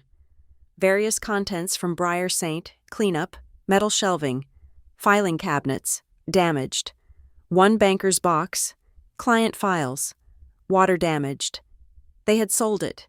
They had labeled it as cleanup rather than evidence, and they had sold it at a public auction. I looked at the buyer column. Buyer, C. V. Holdings, C. V. Cade Voss, the owner of Iron Gate Protective Services, the man who changed the locks on the cabin, the man who delivered the forged deed. He had bought the evidence. He had purchased the box of files that Grant had been so desperate to retrieve. Why buy it? Why not just destroy it? Because information is leverage. Cade Voss wasn't just a hired thug. He was an insurance policy. As long as he had that box, Grant and Miriam and everyone else had to keep him paid. That explained why a small-time security consultant was getting contracts to guard empty cabins and deliver legal documents. I needed to meet Cade Voss. I couldn't just walk up to him and ask for the box. I needed a cover. I used my Philadelphia cell phone, the one Grant might not recognize if he checked the logs, and called Iron Gate Protective Services. Iron Gate. A gruff voice answered. Hi, I said, pitching my voice a little higher, a little breathier. I am calling because I recently purchased a property in Harborwick. The old Victorian on Elm. I was told you handle high-end security. Voss took the bait. A wealthy out-of-towner was his favorite kind of mark. We do, he said. I can come out and do an assessment. Actually, I am staying at the Harbor Inn right now. I said, could I meet you at your office? I have the blueprints with me. There was a pause. My office is pretty industrial. Lady? It is out by the docks. That is fine. I said, I grew up in a port city. I am not afraid of a little grit. He agreed to meet me at 4. Iron Gate's office was a cinder-block bunker behind a chain-link fence, sandwiched between a boat repair shop and a vacant lot. I parked my rental and checked my reflection. I looked expensive. I looked like money. I walked in. The front room was sparse. A desk, a calendar of muscle cars, and a coffee maker that smelled like burning plastic. Cade Voss was sitting behind the desk. He was a thick man, necklace, with a buzz cut and eyes that assessed my jewelry before they met my gaze. Ms. What was it? He asked, not standing up. Vance. I lied, using the maiden name of Lionel Sutter's wife just to see if he flinched. He didn't. The connection wasn't that direct. Ms. Vance, Voss said, let's see these blueprints. I laid out a generic floor plan I had downloaded from the internet. We talked about sensors, cameras, silent alarms. I played the part of the nervous heiress perfectly. I just need to know it is secure. I said, I have heard stories about this town. Break-ins, fires. Voss laughed. It was a wet, ugly sound. Do not believe everything you hear. This town is safe if you pay the right people. Like you? I asked. Like me, he said, leaning back. I keep things quiet. I handle problems before they get loud. Like the Parker cabin? I asked, dropping the act for a split second. Voss stopped smiling. His eyes narrowed. What do you know about the Parker cabin? My brother mentioned you did excellent work there, I said, recovering quickly. Grant Parker? He said you secured his property recently, changed the locks, kept it quiet. Voss stared at me. He was processing. He didn't know who I was, but he knew the name Parker. Yeah, I know Grant. He said slowly. Good client. Smart guy. Knows when to lock things down. I bet. I said, he told me you handle all his sensitive assets, even the old stuff.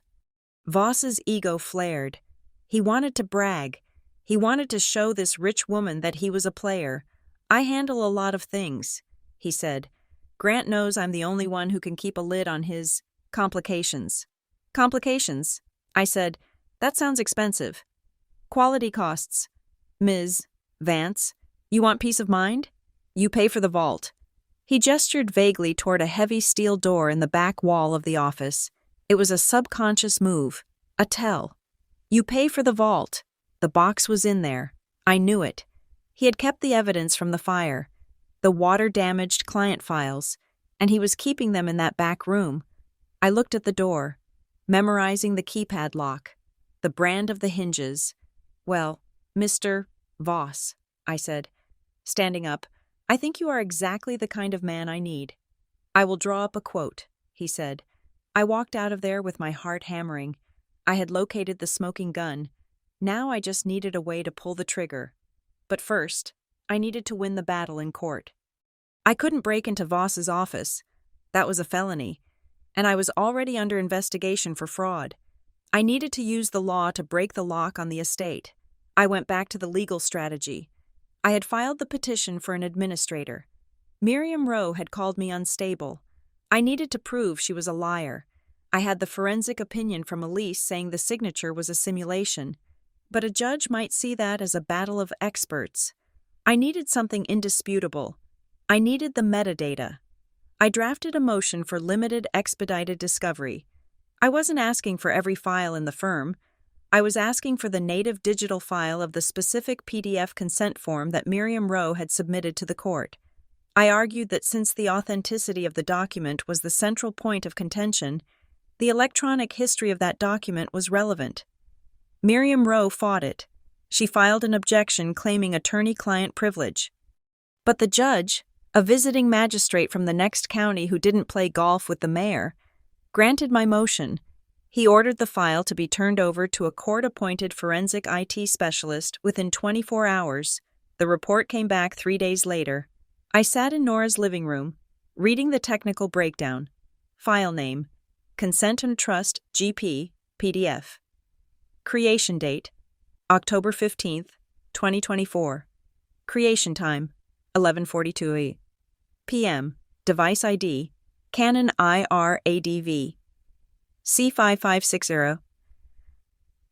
Device name, WAR-R main scan, user profile, MRO admin, software, Adobe Acrobat, Pro DC, image overlay, function accessed. I looked at Nora, 11:42 at night. I said, on October 15th, the date on the document. Nora said, but look at the software log. I said, pointing to the last line, image overlay function accessed. Miriam Rowe didn't just scan a document I signed. She sat in her office at midnight, scanned a blank form, scanned my signature from an old real estate file, and used Adobe Acrobat to paste one onto the other. She made a collage. Nora said, she made a felony. I corrected. This was it. This was the silver bullet. The metadata proved that the document wasn't signed by me. It was manufactured by the lawyer. It proved fraud. It proved forgery. And it proved conspiracy. Nora grabbed her coat. We need to go to the police. Right now. I stood up, holding the report. The instinct was to run to the station, to slam this on the desk and demand Grant's arrest. But then I thought about the text from my boss. Administrative leave. Fraud investigation. If I went to the police now, Miriam Rowe would spin it. She would claim it was a clerical error, a glitch. She would call in favors. The chief of police had shut down the arson investigation for her. He would bury this too. No, I said. Nora stopped. What? If we use this now, we only get Miriam. I said. Grant will claim he didn't know. He will say his lawyer handled the paperwork and he assumed it was valid. He will throw her under the bus to save himself. So what do? We wait, I said. We use this to get the independent administrator appointed. We freeze Grant's access to the money. When the money stops flowing, he will panic. He will make a mistake. What kind of mistake? He will go to Cade Voss, I said. He will try to buy back the leverage. He will try to destroy the evidence in that vault because he won't be able to afford the rent anymore. And when he does? I looked at the rain lashing against the window. When he goes to the vault, I said, we will be there. I sat down at the table and began to prepare 2 packets. The first was for the probate court. It contained the metadata report and the forensic signature analysis. It was clean, dry, and devastating. It would strip Grant of his power. The second packet was for the state police, not the local cops. It contained the fire report, the connection to Mainsail Advisory, the shell company transfers, and the evidence of the forgery. I was not just going to win a lawsuit, I was going to set a trap. I'm ready, I told Nora. She looked at me, a little fearful, a little admiring. You really are a revenge tragedian, aren't you? She asked. No, I said, sealing the envelope. I am just a compliance officer closing a file. But as I looked at my reflection in the dark window, I knew that wasn't true. The compliance officer was gone. The sister was gone. The only thing left was the hunter, and I had the scent. The appointment of the independent administrator felt less like a victory and more like the moment a tourniquet is applied. The bleeding stops, but the pressure is agonizing. The judge, a stern man from the next county who seemed immune to the subtle nods and winks of Harborwick's legal elite, had granted my petition. He named a forensic accountant from Boston, a man named Arthur Henderson, to take temporary control of the Parker estate. The effect was immediate. The accounts were frozen. The power of attorney that Grant had wielded like a cudgel was suspended. For 3 days, the house was eerily quiet. Grant stopped coming home for dinner. He stopped performing the role of the grieving, responsible son. When I saw him in the hallway, he looked like a man who had been awake for a week. His eyes were red-rimmed, his skin pasty. He didn't yell. He didn't threaten. He just vibrated with a frantic, caged energy. But silence in a war is never peace. It is just reloading. I spent my mornings at the library, working remotely on my defense for the Philadelphia investigation, and my afternoons meeting with Henderson's team. On Thursday, Henderson called me. Ms. Parker, he said, his voice dry and devoid of emotion. We have flagged an attempted transaction this morning. What kind of transaction? I asked. Your brother attempted to execute an accelerated sale of the master lease for the Parker Maritime Warehouse. He tried to push it through a private equity firm in New York for 60 cents on the dollar. I gripped the phone. The warehouse was the heart of the business. It was where the inventory lived. If he sold the lease, the company was dead. He wasn't trying to run the business anymore. He was trying to liquidate it before anyone could see the books. Did it go through? I asked. No, Henderson said. We blocked it. But Ms. Parker, in reviewing the accounts to stop this transfer, we found something else.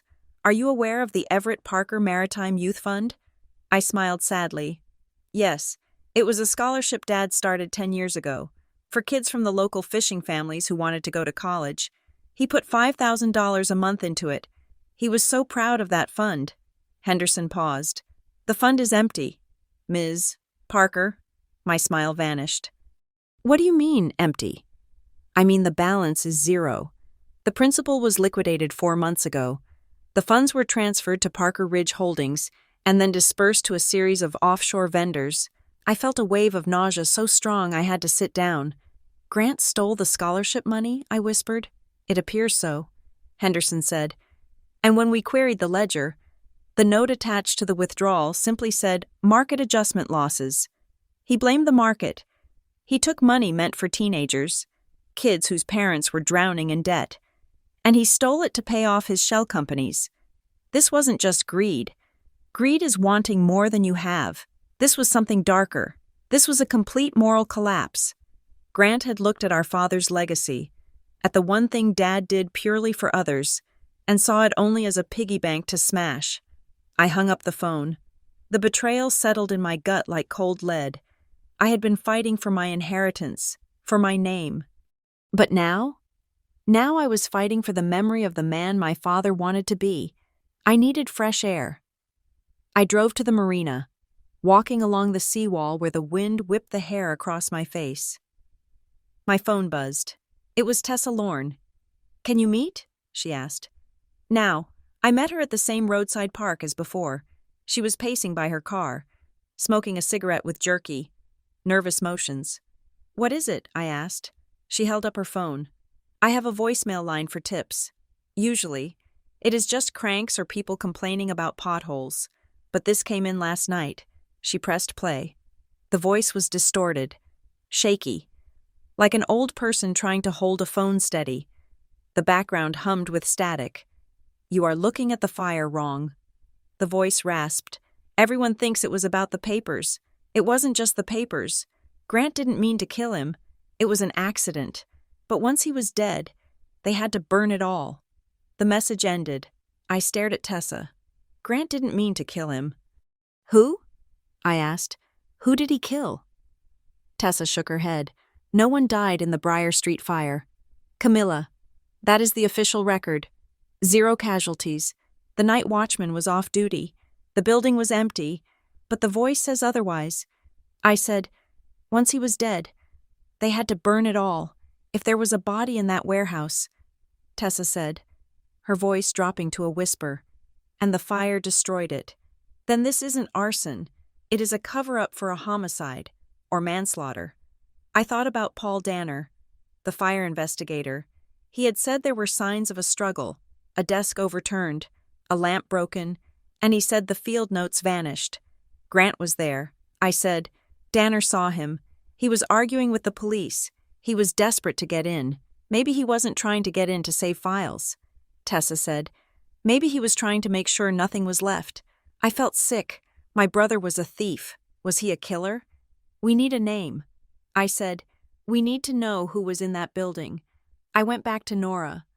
We sat in her cramped apartment, surrounded by stacks of paper. "We need to find someone who knew the day-to-day operations of Ashbrook Renewal back in 2013. I said, "Someone who handled the money but wasn't part of the inner circle." Nora typed furiously. Most of the board was Miriam Rowe and her cronies, but they had to have staff, accountants, bookkeepers. She pulled up the old tax filings for the nonprofit. "Here," she said. "The tax preparer for 2012 and 2013 was a guy named Devin Pike." I looked at the name. "Where is he now?" Nora ran a search. "He dropped off the map in 2014. No credit history in Harborwick. No social media. Run a skip trace." I said. Nora hesitated. "That costs money, and it is technically gray area legal since we do not have a court order." I pulled out my credit card. "Use my personal card. I do not care. Find him." It took 3 hours. Nora's software finally pinged a match on a utility bill in a town called Larkhaven, New Hampshire. The name on the bill was D. Pike, but the credit check linked to a social security number that matched the Devon Pike from Harborwick. "Larkhaven is 3 hours north," Nora said. I grabbed my keys. "I am going." Larkhaven was a cluster of houses hidden in the granite hills, a place where people went when they wanted to be forgotten. I found the address on a dirt road miles from the main highway. It was a small, A-frame cabin with a pile of split firewood as high as the porch. I parked the rental car at the bottom of the driveway and walked up. A dog barked from inside. A deep, booming sound.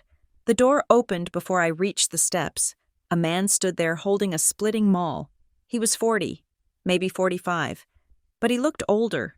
His beard was gray, and his eyes were suspicious. "Devon Pike?" I asked. He tightened his grip on the handle of the maul. "Who is asking?" "My name is Camilla Parker." I said, "I am Everett Parker's daughter." The name hit him like a physical blow. He stepped back, the color draining from his face beneath the beard.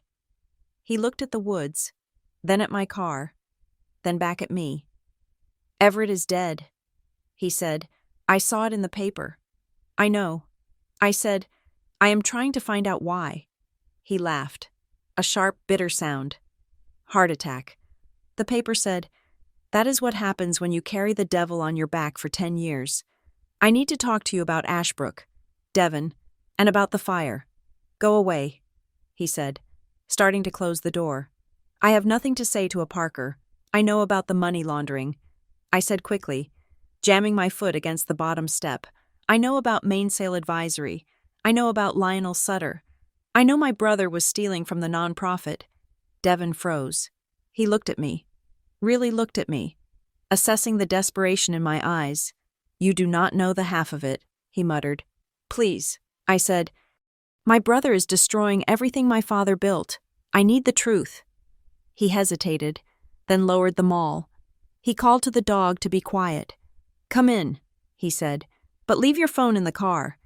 I do not want any signals in my house." The inside of the cabin was sparse and clean. He poured me a cup of black coffee and sat across from me at a pine table. "You want to know about the fire?" he asked. "I want to know who died." I said. Devon flinched. He looked into his coffee cup. "We all thought it was just skimming." He began softly. "I was the junior accountant. I noticed the invoices to Mainsail. They were for consulting on projects that didn't exist. 50,000 here, 20,000 there. It was Grant. He was the project manager. He was bleeding the foundation dry to fund his lifestyle. Sports cars, trips, gambling debts. And my father?" I asked. "Was he involved?" Devon shook his head. "No, that is the tragedy of it. Everett was the honorary chair. He didn't look at the books. He trusted Grant. But then, about a week before the fire, Everett came into the office late. He was looking for a file. He found my breakdown of the fake invoices. He found out." I whispered. "He went ballistic." Devon said. "I heard him screaming at Grant on the phone. He said he was going to turn him in. He said he wouldn't let his name be attached to theft. He told Grant to meet him at the warehouse on Briar Street to go over the physical inventory. He wanted to prove the materials hadn't been purchased." "So the fire was to destroy the records?" I asked. "That is what I thought at first," Devon said. "But it was worse. That night, there was someone else at the warehouse. A whistleblower."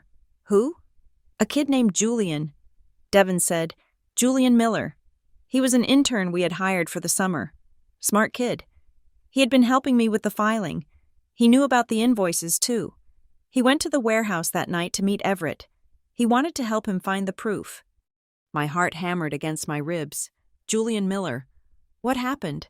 "I wasn't there," Devon said, his voice trembling. "But Grant told me later, when he was drunk and terrified. He said he went to the warehouse to stop your father. But your father wasn't there yet. Julian was. Julian had the box of invoices. He stood up to Grant. He told Grant he was going to prison." Devon took a shaky breath. Grant snapped. He shoved the kid. Julian fell. He hit his head on the corner of the metal desk. Hard. He stopped moving. I covered my mouth with my hand. Grant panicked. Devon continued. "He thought he killed him. He didn't check for a pulse. He just saw the blood and the stillness.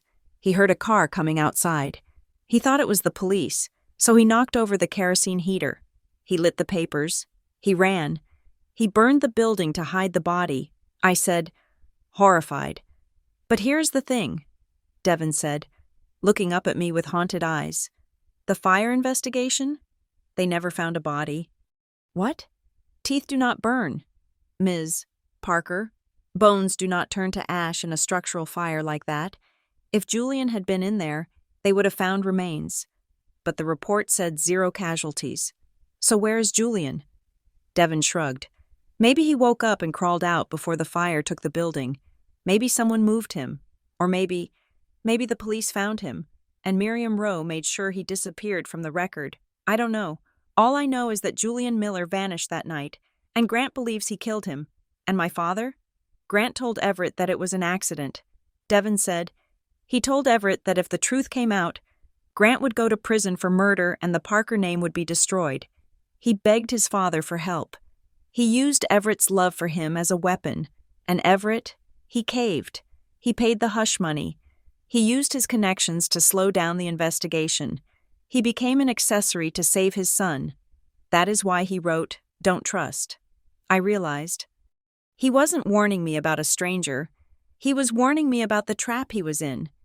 Devon reached into a drawer and pulled out a thumb drive. I made a copy of the ledger before I left. He said, "It shows the payments to main sale. It shows the dates. It doesn't prove the murder, but it proves the motive. Take it."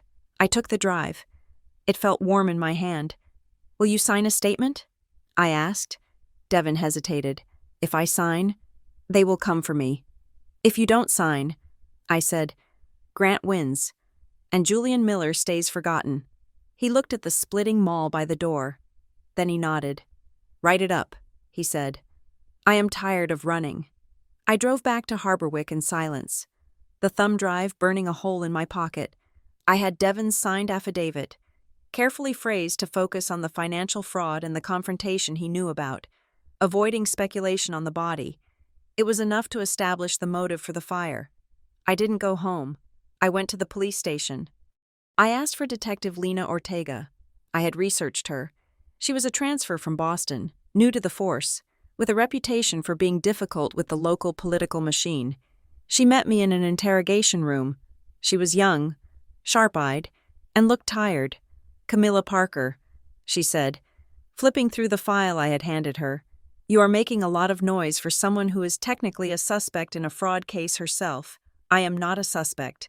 Detective, I am a victim of identity theft.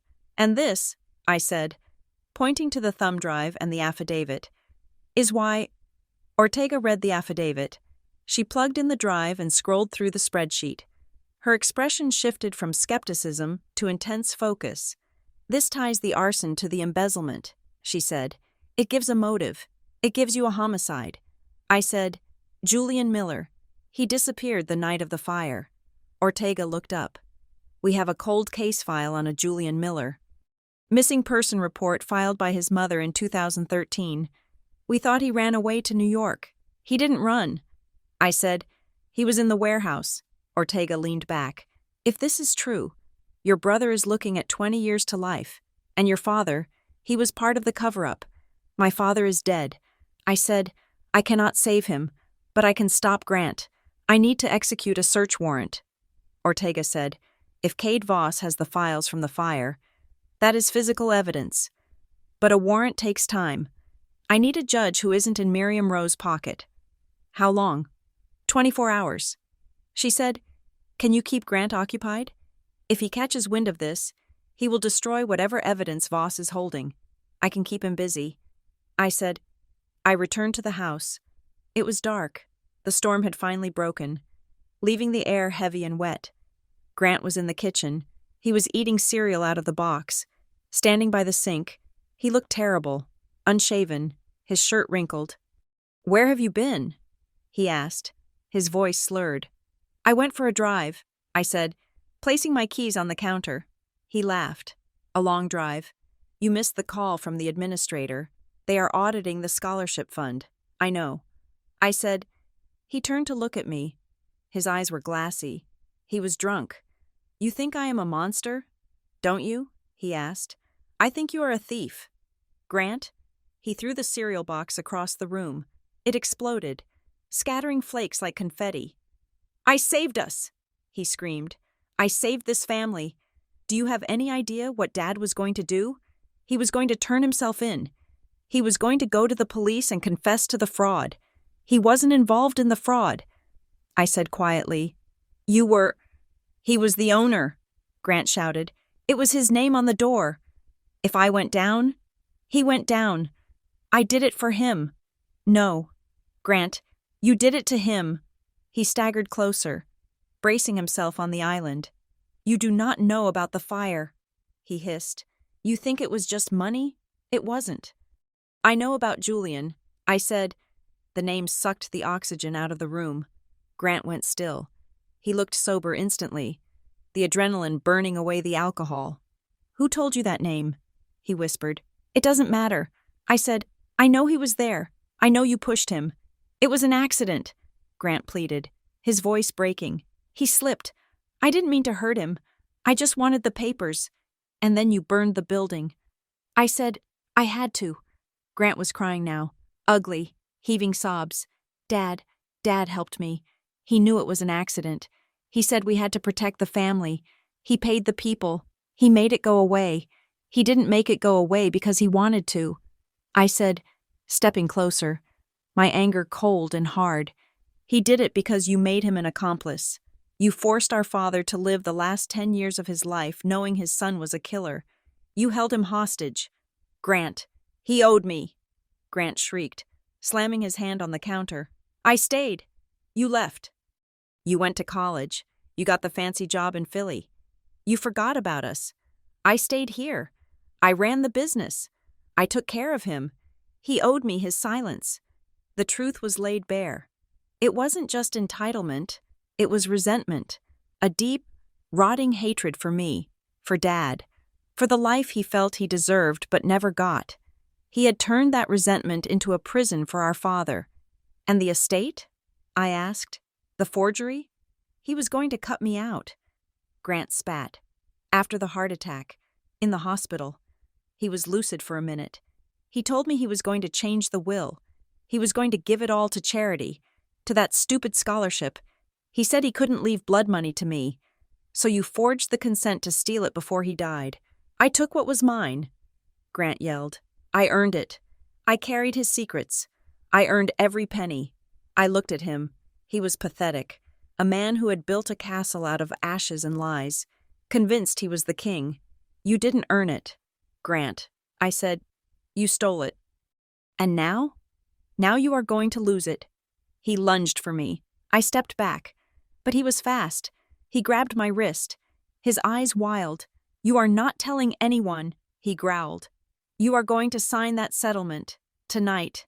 I looked at his hand on my wrist. I wasn't afraid. I had the recording on my phone. I had the affidavit. I had Detective Ortega preparing a warrant. Let go of me. Grant, I said, my voice low and dangerous. Or what? Or I will tell you where Julian Miller is. I lied. He froze. His grip loosened. What? He whispered. They never found the body. Grant, I said, bluffing with everything I had. Did you ever wonder why? Maybe he didn't die. Maybe he crawled out. Maybe he has been waiting for 10 years to see you burn. Grant backed away, his face white with terror. He looked at the shadows in the corners of the kitchen as if expecting a ghost to step out. I grabbed my keys and walked out the back door. I didn't know where Julian was, but I knew where Grant was going. He was going to panic. He was going to check the vault. He was going to make sure the evidence was still there. And when he did, he would lead us right to the end of the story. I got into my car and texted Detective Ortega. He is moving. Get ready. The consolidation was over. The collapse had begun. The day of the hearing arrived wrapped in a suffocating gray mist, the kind that clings to the harbor and muffles the sound of the gulls. I stood outside the county courthouse, watching the heavy oak doors swallow the town's elite. I wore my darkest suit, a charcoal armor I reserved for hostile board meetings. My hands were steady, but my heart was beating a frantic rhythm against my ribs. This was not a trial for murder, not yet. This was a probate hearing, a civil matter to determine who had the right to control my father's legacy. But we all knew that the verdict in this room would determine whether Grant walked free or walked into a cell. I saw them arrive in a black sedan. Grant stepped out first, looking immaculate and falsely confident. He had shaved, his hair was gelled, and he wore a tie that probably cost more than my first car. But it was the entourage that made my stomach tighten. Miriam Rowe was there, of course, her face a mask of granite resolve, But flanking Grant on the other side was a man I didn't recognize, a tall, silver-haired attorney with a briefcase made of alligator skin. Nora, standing beside me, let out a low whistle. "That is Sterling Pierce," she whispered. "From Calder and Pierce in Boston, the heavy hitters." I said, "They are not just heavy hitters. Cammy, they are fixers. They represent senators and CEOs when they get caught with dead girls or live boys. If Grant has Pierce, he has backing. Serious backing." They walked past us without a word. Grant stared straight ahead, refusing to acknowledge my existence. Miriam Rowe shot me a look of pure venom. "Let's go," I said to Nora. The courtroom was packed. The air smelled of floor wax and old paper. I sat at the petitioner's table with the independent administrator's attorney, a quiet man named Mr. Garris. Grant sat across from us, surrounded by his legal fortress. Judge Holloway took the bench. He was the visiting judge, the one man in this room who didn't owe Miriam Rowe a favor. He looked over his glasses at the assembly. "We are here on the matter of the estate of Everett Parker," he said, his voice gravelly. "The petitioner alleges fraud, forgery, and mismanagement. The respondent alleges, well, a great many things. Let us proceed." Sterling Pierce stood up. His voice was smooth, like expensive scotch. "Your Honor," he began, "this petition is a tragic example of familial grief turning toxic. Ms. Parker has returned from out of state, distraught over her father's death, and has concocted a conspiracy theory to cope with her loss. We have valid, notarized documents. We have a history of Mr. Grant Parker running the family business impeccably. We ask that you dismiss this petition and allow the family to heal." It was a good speech. It was designed to make me look small and hysterical, but I wasn't hysterical. I was an auditor. When it was my turn, I didn't make a speech. I presented a timeline. I walked to the podium, holding a laser pointer and a stack of exhibits. "Your Honor," I said, "I am not here to talk about feelings. I am here to talk about metadata." I projected the first image onto the screen. It was the side-by-side comparison of the signatures, the one from the deed and the one from the consent form. Exhibit A. I said, "These two signatures are geometrically identical. In the world of handwriting, that is a statistical impossibility. No human signs their name the exact same way twice. These are traces." I clicked to the next slide, the metadata report from the scanner in Miriam Rowe's office. Exhibit B. I continued. "This is the digital footprint of the consent form. It was created on October 15th at 11:42 at night. The user profile was mrow admin. The software log shows that the image overlay function was accessed immediately before the file was saved." A murmur went through the courtroom. Miriam Rowe sat stone-faced, but I saw her hand grip her pen until her knuckles turned white. "Your Honor," I said, looking directly at the judge, "my brother claims I signed this document. The data proves that his attorney manufactured it using a scanner and a previous sample of my handwriting from a closed real estate file. This is not a conspiracy theory. This is digital forensics." Sterling Pierce jumped up. "Objection. This report is hearsay. The provenance of this data. The metadata was obtained through a court order granted by this bench." Judge Holloway cut in. "Overruled. Continue. Ms. Parker, I moved to the financials. I showed the transfer of the cabin. I showed the draining of the scholarship fund. I laid it out chronologically, showing how every withdrawal coincided with a payment to a shell company or a debt collector. I let the numbers tell the story. The numbers didn't cry. They didn't lie. They just pointed a finger. When I sat down, the room was silent. Grant looked paler. He was whispering furiously to Sterling Pierce. Miriam Rowe stood up then. She looked diminished, but she still had teeth. "Your Honor," she said, "Ms. Parker presents a very clean picture, but she leaves out her own motivation." She pulled a piece of paper from her folder. "I have here a text message thread between Ms. Parker and her brother from 3 days after the funeral." She said, in it, Ms. Parker writes, "I need to know what the liquid assets are. I need this settled quickly." Miriam paused for effect. She was not looking for truth. Your Honor. She was looking for a payout. She was in debt in Philadelphia. She wanted a quick settlement, and when Grant refused to liquidate the company to pay her, she invented this forgery claim. Grant nodded vigorously, trying to look like the victim of a greedy sister. I stood up. Your Honor, I said calmly. Ms. Rowe is reading from page 4 of the thread. If she would be so kind as to turn to page 3? I held up my own copy of the full transcript, in the messages immediately preceding that one. I asked, Grant, why are the accounts locked? I need to know what the liquid assets are so we can pay the funeral home.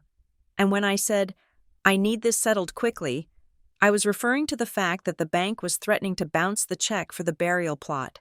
I turned to Miriam. Context matters. Ms. Rowe. I wasn't asking for cash for myself. I was asking why my brother had frozen the account so tight we couldn't even bury our father without bouncing a check. The judge looked at Miriam. Is this true? Counselor? Miriam hesitated. She shuffled her papers. We interpreted the request differently. Judge Holloway looked at her with pure disgust. Sit down, Ms. Rowe. Then came the final blow. Arthur Henderson, the independent administrator, took the stand. Mr.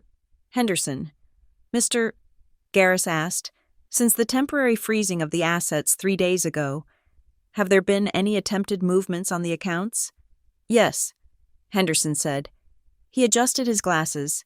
Yesterday afternoon, there were 3 attempted wire transfers from the Parker Maritime operating account, totaling $400,000. And who authorized these attempts? They were initiated using the digital credentials of Grant Parker. A gasp rippled through the gallery. Grant had tried to run with the money during the court case. Judge Holloway slammed his gavel. I have heard enough, he said. The evidence of forgery is compelling. The evidence of bad faith is overwhelming. Mr. Parker, your attempt to move funds in violation of this court's order indicates a consciousness of guilt that I cannot ignore. He leaned forward. I am hereby removing Grant Parker as executor effective immediately. I am appointing Mr. Henderson as permanent administrator. Furthermore, I am referring the evidence of forgery and the metadata logs regarding Ms. Rowe's office to the District Attorney's Office for criminal review. Grant stood up, knocking his chair over. You can't do this. It is my company. Sit down, sir, the bailiff shouted. Sterling Pierce put a hand on Grant's arm, forcing him back into his seat, but the damage was done. The facade of the responsible heir had shattered. We walked out of the courtroom into a blinding flash of cameras. I blinked, confused. This was a probate hearing. Why was the press here? Then I saw Tessa Lorne standing at the edge of the crowd, holding her phone up like a weapon. She caught my eye and nodded. I pulled out my own phone. A notification was lighting up the screen. The Harborwick Ledger Line had just published a breaking story. The Ashbrook Web, how a defunct nonprofit, a local lawyer, and a dead estate funneled millions. Tessa had dropped the bomb. The article didn't accuse me. It laid out the shell companies. It named Mainsail Advisory. It named Miriam Rowe. It named Lionel Sutter. And it named Grant Parker. It went viral locally within minutes. The comments section was already exploding with outrage from townspeople who remembered the failed redevelopment promises. The public pressure was instantaneous. The district attorney, who might have been inclined to bury a quiet referral from a judge, now had a scandal on his front page. He couldn't ignore it. I saw Detective Lena Ortega pushing through the crowd of reporters. She wasn't looking at me. She was looking at the parking lot, where a tactical team was assembling by a marked van. They were moving. While Grant was still arguing with his lawyers inside the courthouse, Detective Ortega was executing a search warrant 3 miles away at the Iron Gate facility. I learned the details later. Cade Voss had tried to stall them at the gate, claiming he needed to see the warrant, but Ortega didn't play games. They cut the lock. Inside the back room, the vault Voss had bragged about, they found exactly what I knew would be there. It was a wall of bankers' boxes. Most were legitimate client files, but on the bottom shelf, pushed into the corner, was a plastic bin sealed with duct tape. Inside the bin were charred file folders. They smelled of stale smoke and rot. The labels were faded but legible. Ashbrook, invoices, 2013, vendor disbursements, and at the bottom of the bin, preserved in a plastic sleeve, was a receipt from a hardware store dated November 14th, 2013, purchase, 5 gallons kerosene, 1 lighter. Ortega texted me a photo of the receipt. "We got it," the text read, "and we found something else." I stared at the phone. "What else?" "A tie clip." She wrote, "Found in the box with the files. It has initials. G.P. Grant had lost his tie clip at the scene. In his panic to gather the files and start the fire, it must have fallen into the box. He had carried his own guilt out of that building and paid Cade Voss to store it for a decade. Grant was detained as he tried to leave the courthouse. It wasn't an arrest, not yet, but a request for questioning that involved handcuffs. I went to the station. I needed to see it. Ortega let me watch from behind the glass of the observation room. Grant was sitting at the metal table, his expensive suit looking out of place in the sterile gray room. Sterling Pierce was with him, whispering in his ear, likely telling him to say nothing. Ortega walked in. She threw a copy of the kerosene receipt on the table. "We found the box. Grant," she said. "We found the invoices. We found the tie clip." Grant stared at the receipt. He didn't speak. "We know about Julian Miller," Ortega said. Grant flinched. His head snapped up. "He ran away," Grant said. His voice was raspy. "Everyone knows he ran away. We have a witness who says he was at the warehouse." Ortega lied. "We have a witness who says there was a fight." Grant looked at his lawyer, then back at Ortega. "There was no fight." He stammered. "The desk. The desk was already overturned when I got there." Ortega froze. "The official police report never mentioned an overturned desk," she said softly. "The field notes that mentioned the struggle were stolen. The only people who know about the desk are Paul Danner and the person who was in that room before the fire started." Grant's eyes went wide. He realized what he had done. He had just placed himself at the scene, describing a detail that had been scrubbed from the public record. Sterling Pierce stood up. "My client is asserting his right to remain silent. We are done here." They ended the interview, but it was enough. Grant had placed himself in the room with the missing boy. I drove back to my mother's house. I felt hollowed out. I had won. Grant was in custody. The estate was safe. The truth was out. But as I pulled into the driveway, I saw my mother sitting on the front porch steps.